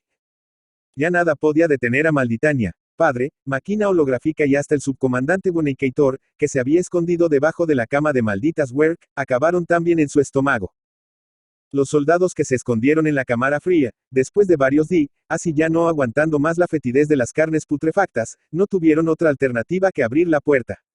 Pero Malditania, que también había percibido la fetidez, los esperó del lado de afuera. Mientras devoraba al primer soldado que asomó la cabeza y todavía no había obstruido con su cuerpazo la totalidad de la puerta, los otros se les escabulleron. Después de acabar con el soldado, Malditania siguió su festín diabólico con las carnes podridas, no sin antes luchar para pasar por la puerta, pues desde que empezara a comer humanos, había quintuplicado de tamaño. 2 días después, cuando la carne podrida acabó, Malditania, decidida a ir por más, no consiguió salir. Un alarido gutural reclamando comida se oyó hasta en los rincones más remotos de la nave negra y los que aún quedaban con vida se estremecieron de miedo. Malditania desgarró el marco de la puerta con sus poderosos brazos, y ya en el pasillo empezó a olfatear y cuando captó el olor de los víveres del depósito de los alimentos imperecederos se encaminó hacia allí, rozando su cuerpo voluminoso por las paredes de los pasillos que ya empezaban a serle demasiado estrechos. Al llegar al depósito, una furia demoníaca tomó cuenta del monstruoso ser. Malditania arremetió con la fuerza de un elefante encolerizado, arrancando el marco metálico, derrumbando la puerta y ensanchando la abertura. Con todo su ser ocupando la totalidad de la abertura, los soldados que se encontraban en su interior no tuvieron ninguna oportunidad de salvar la piel. Ellos y todo lo que encontró allí fue devorado sin descanso durante los días en que permaneció adentro. Su cuerpo arrastrándose en la oscuridad y sus lamentos y alaridos llegaban a cada rincón de la nave, y si aún restaba alguien con vida, sería lo último que oiría antes del final. 36. La travesía. Layan partió al amanecer con rumbo al antiguo valle, donde nadie más se había acercado por considerarlo un lugar maldito desde que un extraño retumbar había empezado a oír, RSE de día y de noche, un ruido asustador que todos atribuyeron a un monstruo desconocido alojado dentro de la nave oscura, debajo de sus turbias aguas. Un día, mientras corría detrás de un jabalí, uno de los habitantes de la aldea llegó hasta la orilla del lago. De repente, conto en la aldea, oyó unos retumbos, por el lado del agua. Intrigado por el retumbo, abandonó la casa del jabalí y se asomó a la orilla. A cada retumbe anillos concéntricos se formaban en el medio del lago. Al imaginar un monstruo oculto debajo las aguas turbias. Desde ese día bautizaron al lago con el nombre de lago Tum Tum. Pero Layan no pensaba acercarse demasiado, sino llegar hasta el comienzo de las montañas azules y contornarlas por el este, donde se encontraban los grandes bosques y más las aguas sin fin.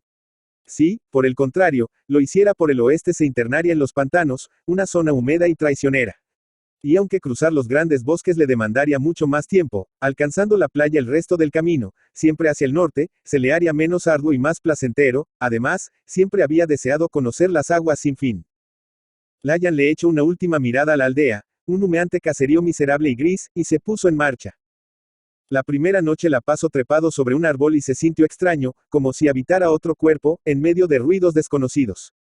Desde algún lugar de la oscuridad, el retumbar incesante continuaba incesante. 2 días después, llegó al comienzo de las montañas azules, más ala de la represa sus laderas ya no se veían tan azules como antaño, sino grises y sombrías, lo que le produjo escalofríos. Consultó la brújula y se dirigió al este.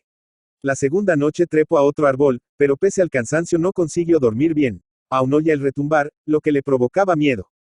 En varias ocasiones había estado esdriñando el cielo por entre follaje, en busca de alguna tormenta formándose a lo lejos que lo tranquilizara, pero el cielo límpido y estrellado le quitaba toda esperanza una y otra vez.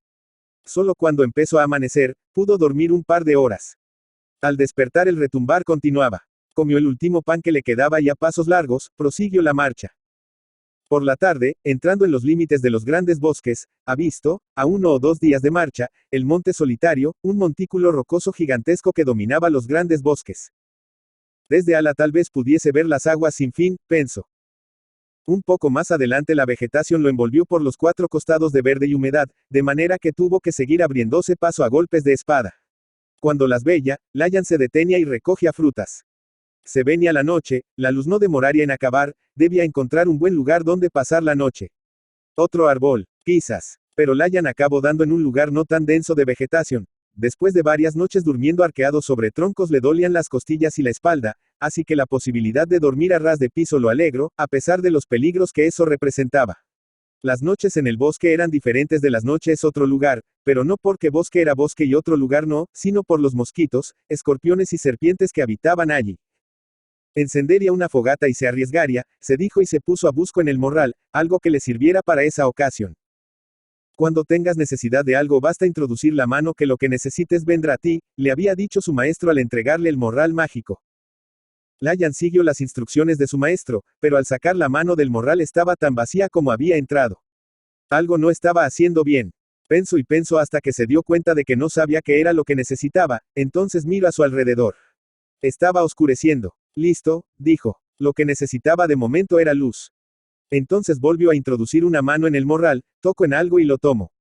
Era un tubo de cristal, como los que usaba su maestro para preparar brebajes, pero completamente sellado. Contenía un polvo blanco y que al examinarlo con detenimiento pudo ver pequeños destellos multicolores. Y la luz. Pero si su maestro Leavi ha dicho que lo que necesitara vendría a él, no tenía por qué dudar. Así que se quedó esperando, y al poco tiempo, a medida que iba poniéndose más oscuro el tubo empezó a iluminar la noche. Layan sonrió de felicidad. Después se puso a encender fuego para calentarse. Aún le quedaba un pedazo de queso, otro de carne seca y algunas frutas para comer antes de dormir. Entretanto, demoró en darse cuenta de que la luz emitida por el tubo cumplía a una doble función. Alumbrar y ahuyentar, pues los mosquitos no lo picaban, a pesar de oírlo zumbar más ala de la luz. Y las hormigas, incluso, no venían a llevarse los pedacitos de queso que caían al suelo, y ni sombra de algún otro insecto o animal. Cuando termino de comer estiro la manta de lana, doblándola en dos sobre un montón de hojas secas y se acosto, olvidándose de los posibles peligros de la noche y del retumbar, que ahora se oye lejano y menos atemorizante. De madrugada lo despertó el barullo de la lluvia sobre las hojas de los árboles, pero al levantarse para recoger sus cosas notó que estaba tan seco como una paja de lino dentro de un establo, así como el suelo hasta donde resplandecía la luz que emanaba del tubo. ¡Qué maravilla! Además sirve de techo protector, se dijo y continuó durmiendo plácidamente. 37. Lo insaciable. Cuando ya no encontró más ningún cadáver, ninguna cucaracha, ningún ratón, ninguna araña ni nada que se moviera, Malditania arremetió contra aquello que pudiera desprender de las paredes con sus poderosos brazos y despedazar con sus voraces mandíbulas. Y así acabó desmantelando el interior de la nave, derrumbando paredes, desarmando motores, etc. En definitiva, se comió todo lo que cupiera en su gran bocaza, cables, puertas, ventanas, madera, aluminio, tornillos y el barro que en la casa de máquinas. Y entonces empezó a enloquecer de hambre y a golpear con fuerza las paredes exteriores de la nave. El retumbar de sus arremetidas en la nave vacía se propagaba por las aguas hacia la superficie y se dejaba oír más allá de las montañas azules y los bosques a su alrededor. Solamente el cansancio y el sueño la hacían detenerse, pero cuando volvía a despertar comenzaba nuevamente con las arremetidas. El retumbar insistente poco a poco fue debilitando la tierra y las piedras de la represa hasta que colapsó y el agua hizo su parte, rompiendo la represa, precipitándose valle abajo y arrasándolo todo a su paso. Al descubierto, la nave se asemejó al bulto siniestro de un sapo gigante y oscuro cubierto de lodo viscoso. Entretanto, los golpes de Malditania hicieron que el barro sedimentado sobre el casco fuera desprendiéndose poco a poco, hasta que una pequeña hendidura en una de las puertas que daban al exterior dejó pasar un soplo de aire fresco. Y fue en ese punto de esperanza que el monstruo hambriento concentró las embestidas. Poco a poco la puerta fue cediendo hasta que la endija fue lo suficientemente grande para meter sus manos y empezar a zamarrear la puerta. De ese modo Malditania consiguió escapar de su cárcel de metal. 38. El monstruo del lago Tum. Luego de la partida de Layan, para empeorar las cosas, el ser más gris también había partido hacia el sur con una excusa que a nadie le quedó muy clara. Al verse sin la protección del mago, el temor de que el monstruo del lago sin forma ni rostro pudiera venir tras ellos les comprimía el corazón. Ya el miedo se había instalado en sus mentes y almas, como una enfermedad incurable. Poco antes de caer la noche, puertas y ventanas se cerraban y solo se volvían a abrir cuando el día ya estaba claro. Hasta que una noche sucedió que el retumbar aterrador se volvió tan repetitivo que los habitantes creyeron que el monstruo del lago, por fin, había enloquecido. Nadie se atrevió a cerrar los ojos temiendo lo peor. Se mantuvieron en silencio y rezando en los rincones. Hasta los animales en los establos y corrales se sintieron más inquietos que cuando oían los aullidos de los lobos. Pero de pronto, el retumbar enloquecido se oyó más alto. Un silencio estremecedor se abatió sobre los aldeanos, y aunque nadie se atrevió a confesar lo que sentía, sus miradas lo decían todo. Poco después, oyeron que algo se aproximaba desde algún lugar del bosque, un ruido indefinible, creciendo asustadoramente, hasta que el infierno llegó a sus puertas y fue el fin. El torbellino de aguas barrientas mezcladas con piedras, se precipitó con fuerza colosal sobre el bosque, arrastrando árboles arrancados de raíz y todo lo que encontró en su camino. En pocos minutos la muerte llegó a la aldea. Los pocos habitantes que lograron sobrevivir, unos atascados en el barro pegajoso, entre vacas, cerdos y caballos que chapaleaban peligrosamente a su lado, y otros que yací, han heridos en diferentes puntos de la destrucción, clamaban por socorro entre sollozos y voces lastimeras, pero nadie acudiría en su ayuda. 39. El monte solitario. El calor sofocante lo despertó. La mañana había comenzado hacía bastante tiempo, la altura del sol y la plena actividad de sus habitantes, preocupados en comer y no ser comidos y en sobrevivir un día más, corroboraba esa impresión. Es la ley de la naturaleza, pensó Layan, al tiempo que guardaba el tubo luminoso en el morral mágico. Mientras avanzaba, el bosque se volvía más denso y ahora el trac-trac incesante de los golpes de su espada, abriéndose paso entre la maleza, sonaba como cualquier otro instrumento en la orquesta de voces y ruidos del bosque. De pronto, detrás de una cortina de gajos y hojas, Layan se deparó con un río de aguas pardas cerrándole el paso. Calculo que tendría, a unos 7 u 8 metros de ancho, con lo que cruzarlo no le sería tan fácil. Miró alrededor, pero no vio nada que pudiera auxiliarlo. A no ser uno de los altos árboles que crecían en la ribera, que si lo cortaba correctamente podía hacerlo caer en la otra orilla. Pero hay una gran dificultad. Su espada no era suficientemente gruesa para cortar un árbol, él no sabía nadar y tampoco estaba dispuesto a arriesgarse siguiendo el curso del río y al final comprobar que se había desviado demasiado de su camino. Necesitaba un hacha. Entonces miró el morral mágico. La magia no pesa, le había dicho su maestro. Layan introdujo una mano y algo le rozó los dedos. El hacha era tan filosa que podía derrumbar mitad de los árboles del bosque. El estruendo de la caída del árbol hizo callar las voces del bosque por un momento, luego poco a poco todo volvió a lo de siempre. Layan se subió al tronco y medio tambaleando cortó los gajos atravesados para facilitarle el cruce. Luego guardó el hacha en el morral, maravillándose al verla irse achicando a medida que la metía, tal lo había hecho al verla crecer cuando la sacó. Después juntó el resto de sus pertenencias y prosiguió su marcha del otro lado. Layan no se dio cuenta de inmediato, sino a media tarde, que los retumbes habían cesado o por lo menos el intervalo entre ellos se prolongaba demasiado, lo que le hizo pensar que si continuaban y no podía oírlos más era porque ya había alcanzado recorrido una considerable distancia entre los retumbes. Layan, ante tan perspectiva, se sintió aliviado. Un día después del previsto, cerca del mediodía, llegó al monte solitario. Era en verdad un aglomerado de rocas verticales que le hizo imaginar un capricho de algún niño gigante, en tiempos muy remotos, que las había amontonado y enterrado allí. De la cima caía un hilo de agua, chorreando suavemente sobre las rocas y algunos tentáculos de maleza que trepaban como dedos alargados hacia la cima, y que sin dudas le facilitaría la escalada. Layan estaba con la razón, sin grandes dificultades consiguió llegar a lo alto del gigante rocoso, demorándose en ello lo que demora una buena siesta. En la cima, la brisa fresca que soplaba allí lo reconfortó. Abajo quedaba el sofocante aire caliente y vaporoso del bosque. Desde allí pudo comprobar la vastedad del coloso. La superficie no tenía, a grandes elevaciones, en realidad parecía ser una única roca, diferente a como hacía pensar visto desde abajo, con todas aquellas grietas profundas, y parcialmente verdosa debido al musgo, pues también estaba salpicada por charcos de agua cristalina, esparcidos aquí y allí. Layan calculó que llegar al extremo opuesto le llevaría casi todo el día, lo mejor sería avanzar hasta el atardecer lo más que pudiera, acampar y por la mañana bien temprano reanudar la marcha, cosa de bajar al bosque con el día aún claro. Al caer la noche, se acomodó sobre el piso frío de una roca a la cual le quitó el musgo con el filo de la espada. Lamento, entre tanto, no haber pensado en traer un atado de leña seca, el tubo luminoso alumbraba y ahuyentaba bichos y hacía de techo, pero no calentaba. Lo que necesites vendrá a ti, volvió a decirle el mago dentro de su mente. ¿Pero será que hasta fuego hay dentro del morral mágico?, se preguntó. Entonces Layan metió una mano en el morral, y algo le quemó la punta de los dedos. Era un leño encendido, el cual largó rápidamente sobre la roca desnuda. Ya un tanto más ducho en el manejo del morral mágico, Layan sacó más pedazos de leña e hizo una buena hoguera para calentarse, y cuando le vino el hambre el morral mágico le proporcionó más queso y más pan. Esa noche, tan cerca del cielo, Layan creyó que si lo quisiera podía tocar las estrellas. 40. Comida, comida. Malditania, arrastrando su cuerpo por el lecho lodoso del lago, avanzó repitiendo una y otra vez la única palabra que habitaba su mente, comida. Todo lo demás eran pensamientos y razonamientos incomprensibles que nada le significaban. Y entre palabra y palabra iba tragando grandes cantidades de barro blando como si se tratara de caldo de chocolate. Al llegar a la salida, continuó por el cauce nauseabundo rumbo a la aldea, pues ya había olfateado el aire impregnado de sudor, detritos y sangre que el viento empujaba desde el bosque. 41. Las aguas sin fin. Al despertar, una densa neblina cubrió a la cumbre y Layan pudo oler el aire húmedo más ala de las de luz del tubo luminoso. Los recuerdos que poblaban la vida que había dejado atrás no hacía mucho tiempo vinieron a él.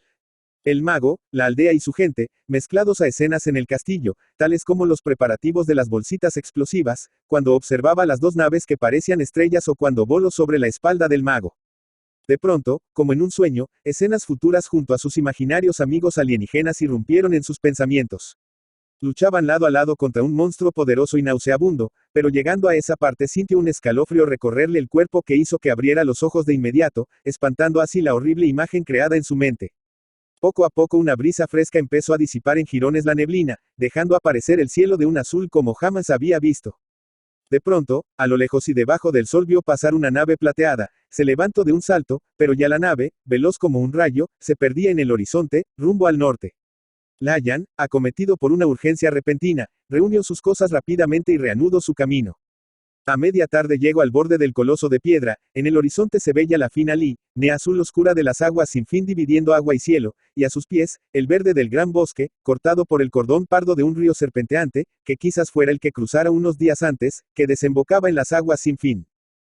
Fabricaré una balsa, se dijo, pensando en la marcha cuando bajara al bosque, ya que de esa manera acortaría el último tramo hasta llegar a la playa.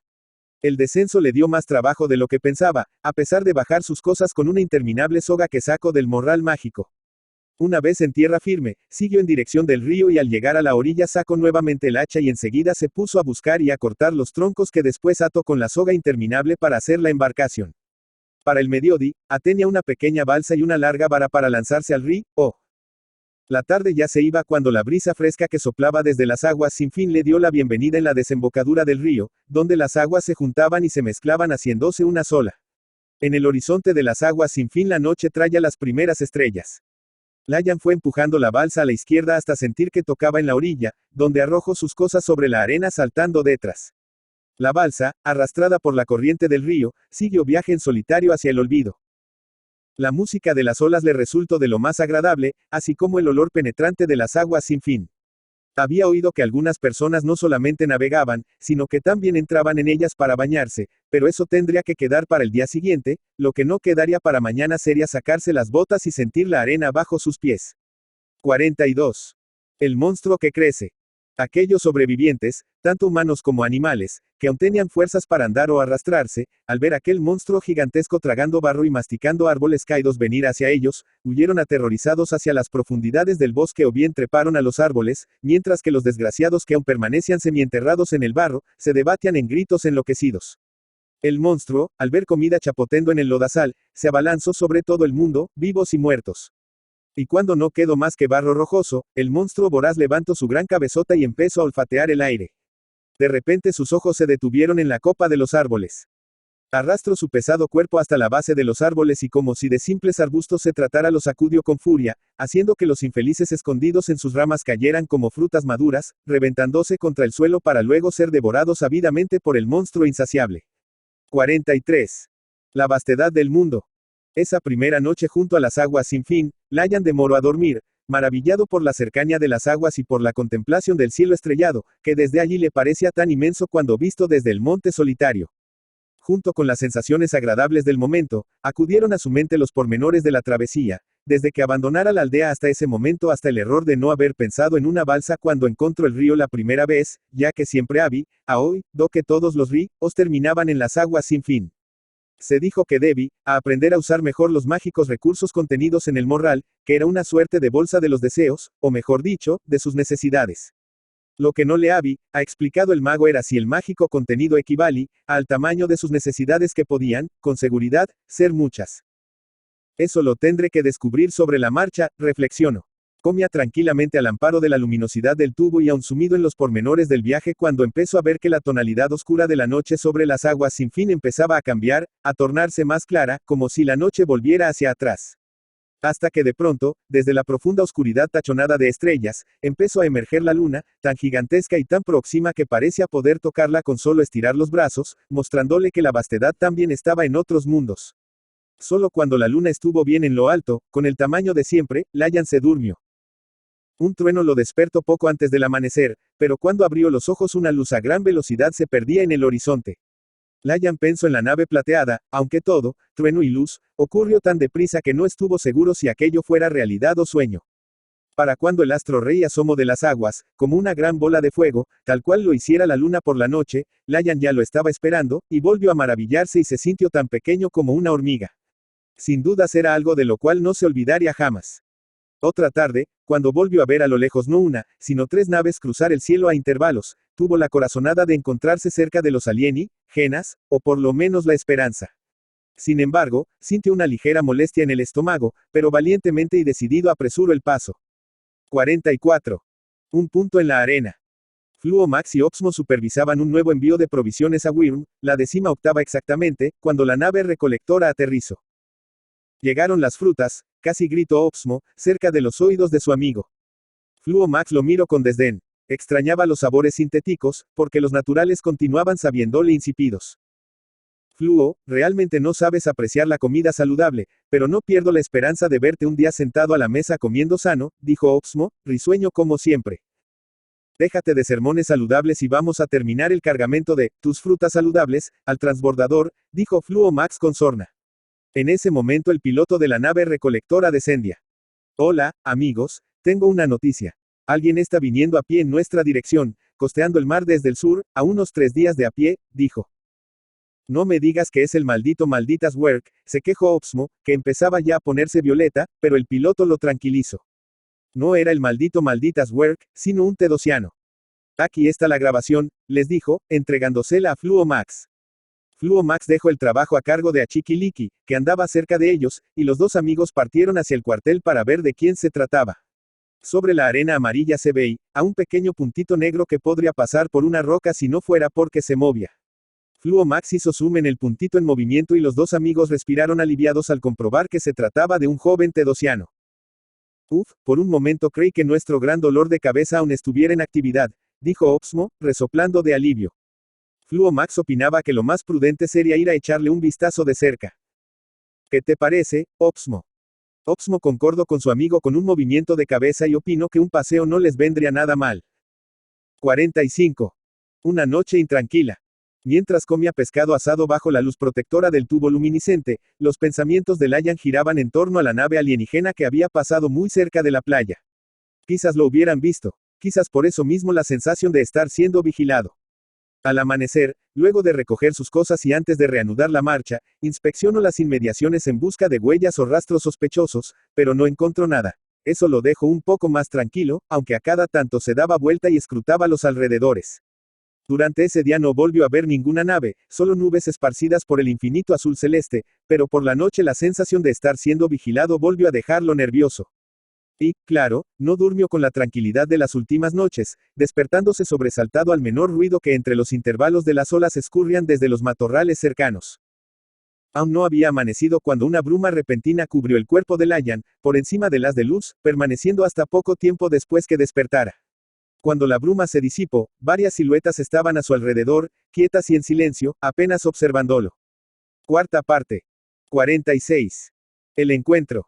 Layan se levantó de un salto, desenvainó la espada inmediatamente y empezó a girar sobre sí mismo, midiendo a sus oponentes mientras trataba de poner la cara más fiera, aunque no convence a nadie, ni siquiera a sí propio. Los wyrmianos miraban para el joven tedosiano con asombro. Les parecía un animal acorralado en un intento vano por hallar una vía de escape. Contra la superioridad numérica, 8 contra 1, y las sofisticadas armas que portaban la espada del joven tedosiano era lo mismo que un escarbadientes contra un cañón de rayos láser. Layan pareció llegar a una conclusión similar, porque en un dado momento bajó la guardia, envainó la espada y con voz temblorosa, pero esforzándose para que sonara firme, les preguntó quiénes eran y qué querían con él. Los wyrmianos se miraron extrañados los unos a los otros, no entendían la lengua del tedosiano, por eso no se molestaron en decir nada. Por medio de señas le indicaron que juntara sus cosas y que los acompañara. Layan entendió el pedido y lo acató en silencio mientras se preguntaba si serían gente de otras tierras o los mismos alienígenas. Pues, se parece a los humanos aunque sin las barbas y el cabello largo como usaban los adultos, pero por sus ropas y las extrañas armas que empuñaban era bien posible que fueran los alienígenas. Layan se sintió mejor cuando los vio marchar adelante y que ni le insinuaran que les diera su espada. A cada tanto miraban hacia atrás y lo alentaban con señas amigables a continuar siguiéndolos mientras hablaban en lengua desconocida y reían. Unos kilómetros adelante Layan vio una nave plateada, mucho más pequeña que la que viera sobrevolar el valle inundado, estacionada en la playa, entonces su corazón dio un salto. Eran los alienígenas. Por su comportamiento intuía que de forma alguna podían ser malos, y cuando le hicieron señas para entrar con ellos a la nave una sonrisa de oreja a oreja se dibujó en su rostro. Mientras recorría la nave la curiosidad de Layan le impedía mantener la cabeza quieta, miraba para todos lados y en cada lugar todo lo que veía le era conocido. ¿De qué mundo vendrán?, se preguntaba. Uno de ellos le señaló un asiento junto a una pequeña ventanilla, después le abrochó el cinto de seguridad. Finalmente, los motores se encendieron, emitiendo ronquidos estruendosos que perturbaron el espíritu de Layan, y cuando la nave empezó a elevarse cerró los ojos y se aferró en los apoyabrazos con todas sus fuerzas mientras el estómago se le congelaba. De pronto, sintió que lo tocaban en el hombro, un alienígena le hacía señas para que mirara por la ventanilla. Estaban sobrevolando las aguas sin fin. Ala abajo las aguas azules pasaban vertiginosamente mientras algunas islas se dejaban ver en la lejanía.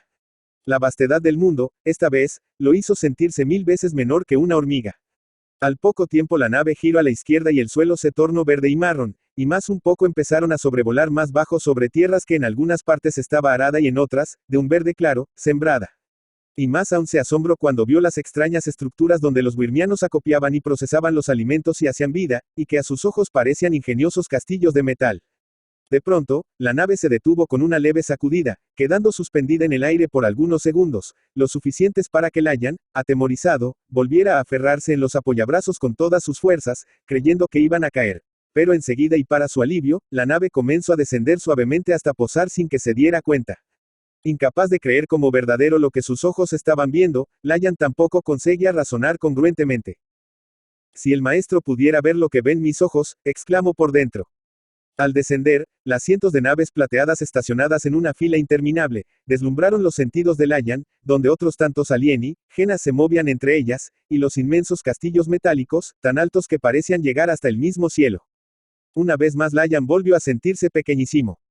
Ya en tierra firme, uno de los alienígenas, totalmente vestido con atuendos de color violeta, se le acercó con una sonrisa y le hizo una señal para que lo siguiera hasta un grupo de alienígenas que los aguardaban en la entrada de uno de los castillos metálicos. Entre ellos, había uno que se destacaba de los otros por su larga cabellera blanca, lisa y brillante y porque su piel tenía el mismo aspecto que el polvo dentro del tubo luminoso. Estaba al frente del grupo, lo que le hizo pensar que debía ser el jefe por allí. Tanto él como los otros lo miraban de manera amigable. Al llegar junto al grupo, el alienígena de violeta habló algo con el que parecía ser el jefe, entonces le hizo una señal para que lo siguiera. La mente de Layan vibraba, estaba a punto de conocer un castillo alienígena por dentro. 47. Admirable mundo nuevo. Mientras absorbía a través de los ojos, como una esponja reseca, los miles de detalles a su alrededor, Layan pensaba que los alienígenas debían, sin sombra de dudas, poseer una inteligencia superior a la de su maestro. Las novedades en todo lo que veía estaban más a la de su capacidad de comprensión. Las naves, los castillos de metal, pero, sobre todo, los alienígenas. Por un instante hizo un intento por imaginar cómo sería su planeta de origen y todo lo que consiguió fue multiplicar hasta el infinito lo que veía en ese momento, vano al final. Del temor que había sentido al principio, en la playa, solo quedaba el recuerdo. En su lugar una alegría interior, que sin duda los alienígenas no dejarían de notar, lo sobrepasaba por completo. Por la manera amable como lo trataban y por sus conversaciones distendidas o por la manera de reír, cosa que hacían casi todo el tiempo, como si lo que estaban haciendo más correspondiera a un paseo que a una misión. Con ello en mente, una especie de estarse a gusto, lo poseyó por completo. Tenny, a tanto a preguntarles.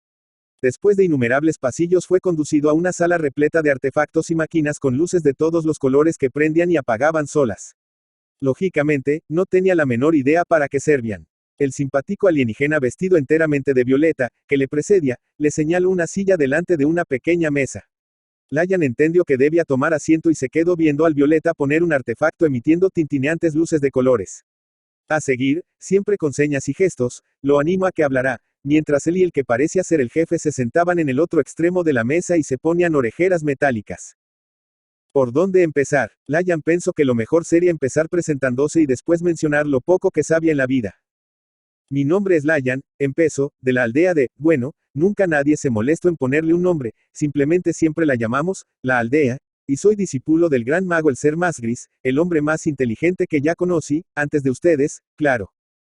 Los alienígenas, los ojos puestos en la máquina, asintieron al elogio del pequeño tedosiano con un gesto de cabeza. Layan, que no sabía que el aparato que tenía adelante era para traducir al idioma de los alienígenas sus palabras, creyó que los gestos de los alienígenas se debían a cualquier otra cosa menos a lo que acababa de decir. Bien, prosiguió, la verdad es que desde la primera vez que vi la nave plateada de ustedes sentí curiosidad por saber cómo eran, de dónde venían, y cómo sería su forma de vivir. Imagino que el planeta de donde vienen sea un lugar bonito y lleno de maravillas, como todo esto. Tras estas palabras, Layan recorrió con la mirada el recinto. Y así hablando más sobre la admiración que sentía hacia los alienígenas que sobre su mundo, Layan siguió parloteando como un loro. Después de varios minutos, y viendo que el joven tedosiano ya no sabía qué más decir, Fluo Max y Opsmo se sacaron los auriculares y le hicieron un gesto para que esperara. El idioma tedosiano es más fácil que pelar una banana, dijo Opsmo, en el idioma del muchacho. Con toda seguridad, respondió Fluo Max, también en la misma lengua. Layan puso cara de asombro y se alegró al ver que los dos alienígenas hablaban su idioma. Entonces, ¿ustedes pueden entender lo que yo hablo?, preguntó sonriendo. Ahora sí, respondió amablemente Fluo Max. Hola, Layan, mi nombre es Opsmo, pero puedes llamarme de Opsmo simplemente, dijo Opsmo, con otra de sus ocurrencias. Y yo soy Fluo Max y estoy a cargo de todo esto, y mi amigo chistoso aquí es el segundo al mando, aunque no lo parezca, dijo Fluo Max, sonriendo. Layan no comprendía cómo ahora hablaban tan bien su idioma, si hasta hace algunos minutos aparentaban no entender ni jota. ¿Cómo es posible que ahora puedan hablar mi idioma ahora? Gracias a esta maquinita aquí, que no solo traduce palabras sino que al mismo tiempo, a través de un mecanismo que tú todavía no puedes entender, enseña a comprender la estructura gramatical y a hablarlo también, dijo Opsmo. Pero mi idioma contiene más palabras de la que yo he usado, muchísimas más, creyó conveniente aclarar Layan y luego preguntó. ¿Y si yo me pongo esas orejeras puedo entender y aprender el idioma de ustedes? Sí, dijo Opsmo, pero dentro de 100 años. Disculpa, es una broma tonta de la que solo a mí se me puede ocurrir. No, en verdad, te será muy difícil pronunciarlo. 48. Las magias.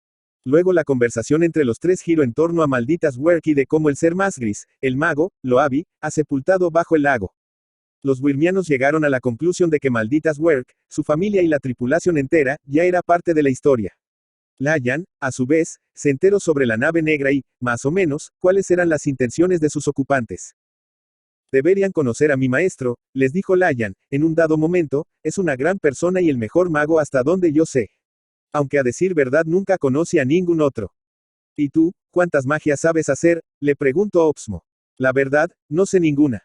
Todo lo mágico que puedo demostrar está aquí dentro, un regalo de mi maestro para sacarme de apuros. Layan señaló el morral mágico a su lado. Pero parece estar vacío, dijo Fluomax, que ya lo sabía por los escáneres que nada habían detectado cuando habían ingresado a las instalaciones. Parece, es cierto, pero cuando necesito algo solo tengo que meter la mano y sea lo que fuere que yo necesite sale de él. Por lo menos hasta ahora nunca me ha fallado, dijo Layan, con una mueca. Opsmo, curioso, quiso saber si Layan podía hacerles una demostración. Layan se mostró indeciso, ora por miedo, ora porque no necesitaba de nada de inmediato. Es que por el momento no necesito nada. No puedo fingir necesitar algo sin realmente necesitarlo, el morral mágico no funciona así, dijo, dando de hombros. Opsmo creyó oportuno hacer gala de una magia que igualaba a la de su maestro, así que empezó a levitar y a pasearse por el recinto con piruetas en el aire llenas de gracias. Layan sonrió con sus payasadas y aplaudió cuando Opsmo terminó su cómica exhibición. Es más, dijo Fluomax, también empieza a sudar Violeta cuando se pone nervioso, es por eso que siempre viste ropas violetas, ¿no es, Opsmo? Sí, y él se pone fluorescente por la misma razón, dijo Opsmo, mirando a Layan.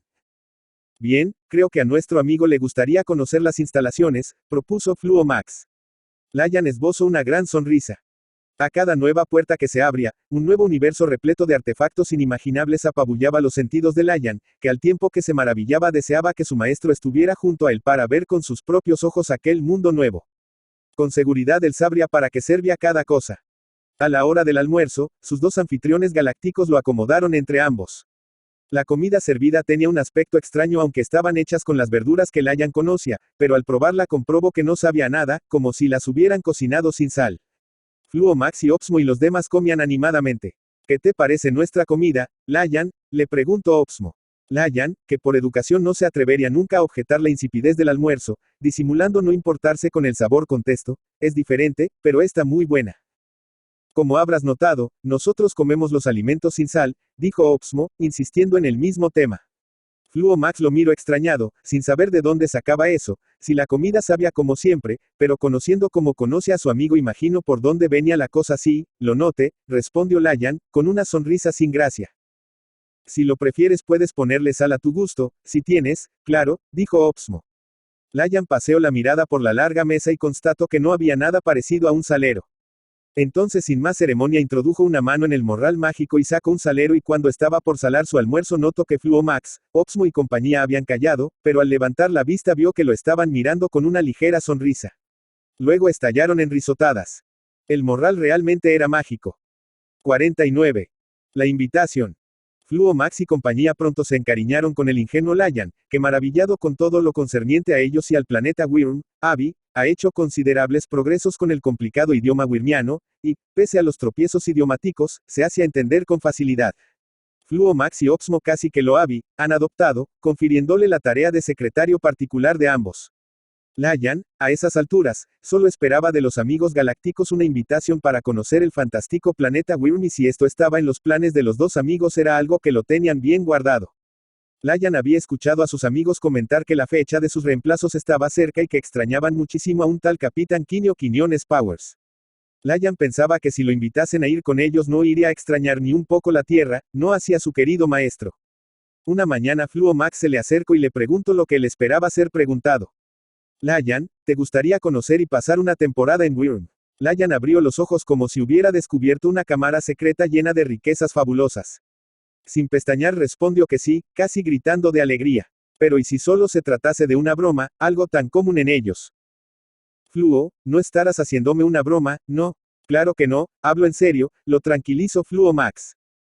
Con el viaje de reemplazo ya cerca, Fluo Max pensó que sería una buena idea que Layan se despidiera de su maestro. Además, estaba interesado en conocer al gran mago que tan magistralmente ha acabado con la raza de su archienemigo Malditas Werk. Me gustaría agradecerle personalmente, en nombre del pueblo de Wyrm, a tu maestro por la gran ayuda que nos ha prestado al librarnos del tirano Malditas Werk, le dijo Fluo Max. Y creo que también querrás despedirte de tu maestro, Akoto, con una sonrisa. Sí, y estoy seguro de que a mi maestro le encantará conocerlos a ustedes. 50. Cazada al monstruo. El viaje de regreso a la aldea estuvo animado hasta que llegaron al lago y descubrieron que ya no existía, y que había vuelto a ser un valle que la naturaleza ya empezaba a colonizarlo nuevamente. Desde el aire la superficie parecía una lona camuflada de verde y marrón. Una manada de jabalíes hociqueaba la tierra entre los matorrales. Y de pronto, la nave, con su siniestro bulto de gigante batracio en reposo. Los sensores indican que más allá de los animales silvestres no hay otras señales de vida, Fluo. La voz de Achikiliki alivió un poco la tensión. Hasta que, rodeando la nave vieron a un lado un gran orificio, y más adelante la rotura de la represa y el rastro de destrucción producido por el desborde. Rocas, troncos y ramas semienterrados en el sedimento reseco, marcaban la huella destructiva que se extendía bosque adentro. Más a la esta la aldea, dijo Layan, señalando la dirección de la huella. La nave ganó altura, pero no vieron la aldea ni ningún asentamiento cerca de donde Layan les había indicado. La aldea simplemente ha desaparecido. Estaba claro que el desborde del lago había sido el causante y también que los habitantes debieron de emigrar hacia el bosque, ciertamente muy lejos de ese lugar maldito. Opsmo, al ver el rostro triste de Layan, trató de animarlo con palabras de esperanza. Tranquilízate amiguito, que si hay sobrevivientes los vamos a encontrar, dijo, acariciando la cabeza de Layan. Los tripulantes barajaban varias hipótesis cuando el radar empezó a detectar señales de vida en un punto del bosque. De pronto avistaron un claro, cerca de la señal, y aterrizaron allí. Layan bajó primero, porque si aquello que captaba el radar fuesen los aldeanos, seguramente asustados por la nave, se mantendrían escondidos, en cambio, viendo su presencia saldrían de sus escondrijos sin temor alguno. El resto de los tripulantes se dispersó en diferentes direcciones. Layan llamó por el mago varias veces, pero como respuesta solo oyó un gruñido detrás de un enmarañado de arbustos. Layan pensó en un oso salvaje, por lo que desenvainó su espada y se volteó con la intención de avisarles a sus amigos sobre el posible peligro. En esa fracción de segundo, el cuerpo grotesco de Malditania emergió detrás de los arbustos y se precipitó sobre él, con su bocaza abierta vociferando, comida, comida. Un tufo pestilente lo mareó de inmediato, con lo que no pudo evitar ser tragado de un solo bocado, con espada y todo. Segundos después se sintió caer en un espeso, nauseabundo, tibio y vaporoso caldo en medio de una total oscuridad. De inmediato metió su mano en el morral mágico, que bollaba a su lado, y sacó el tubo de luz. Las paredes flacidas y viscosas del estómago del monstruo palpitaban y desde lo alto una pegajosa gelatina goteaba sobre su cabeza. Layan enterró su espada hasta el mango con furia varias veces en las paredes del estómago grasiento, y a cada estocada oía los alaridos desgarrados del monstruo desde el exterior. Entretanto los wyrmianos no sabían qué hacer, pues temían que sus poderosas armas, al matar al monstruo, acabaran también con la vida del joven Tedosiano. Fluo Max y Opsmo corrieron cada uno hacia los costados de la cabeza del monstruo, que corcoveaba como un animal enloquecido mientras soltaba alaridos endemoniados, lo que dificultaba la acción. De repente el monstruo vaciló un segundo y se detuvo. En ese instante Fluo Max y Opsmo sincronizaron sus mentes y aprovecharon el momento. Sendos disparos de rayos láser atravesaron el cuello del monstruo que emitió un horrible alarido para, enseguida, desplomarse de lado, gimiendo lastimosamente entre pequeños estertores. Varios puntos palpitaban en su abultada panza. Era Layan, dando señales de vida dentro del infierno estomacal. Por más que fuerza que pusiera la espada no conseguía atravesar la gruesa capa de grasa y piel del monstruo. Fluo Max graduó su pistola láser e hizo un corte superficial sobre la piel del monstruo por donde su amigo luchaba por salir. Entonces la espada de Layan por fin logró atravesar la piel del monstruo que se rasgó como una lona, y Layan escurrió de allí dentro mezclado al caldo gástrico, quedando estirado junto al monstruo agonizante en el charco inmundo. Los amigos acudieron en su ayuda y lo arrastraron hasta la orilla del arroyo donde lo zambulleron varias veces para que se deshiciera de la apestosa inmundicia. Mientras tanto la agonizante Malditania, entre gemidos lastimosos, pronunciaba sus últimas palabras. Comida, comida. 51. Viaje a las estrellas. Por esos días previos al viaje, dos sentimientos antagónicos que convivían dentro de Layan. Por un lado la alegría de viajar a través del espacio y conocer otro mundo, y por otro la tristeza de ignorar qué había sucedido con el ser más gris. La sola idea de pensar que el monstruo lo hubiera comido lo dejaba sumamente angustiado. Pero para su suerte, la llamada de las estrellas era la más poderosa. Fluo Max Leavi ha dicho que la estadía en Wyrm City, ha de 2 años y que tenía la plena seguridad que no tendría un minuto siquiera con que aburrirse, y pensando en ello, Layan le preguntó algo que nunca le había preguntado ni a él ni a Opsmo, ni a ningún otro Wyrmiano, por estar ocupado preguntando sobre muchas otras cosas y porque, además, entre ellos no había ninguna Wyrmiana. ¿Cómo son las chicas de Wyrm? Fluo Max lanzó una sonora carcajada. Desde ya te digo que no tengo hermana, pero te diré que las chicas de Wyrm son más lindas que nosotros, le dijo Fluo Max. En la última noche en la Tierra, Layan dejó volar su imaginación hasta muy entrada la madrugada cuando por fin se durmió. Soñó que estaba a orillas de un río, o de aguas coloridas, levemente transparentes, sentado junto a una joven Wyrmiana muy hermosa. Detrás de ellos había un majestuoso bosque con árboles de flores de extrañas formas y colores nunca vistos, colgando languidamente de los gajos. Perfumes cautivantes, manos entrelazadas, eran felices, estaban enamorados y...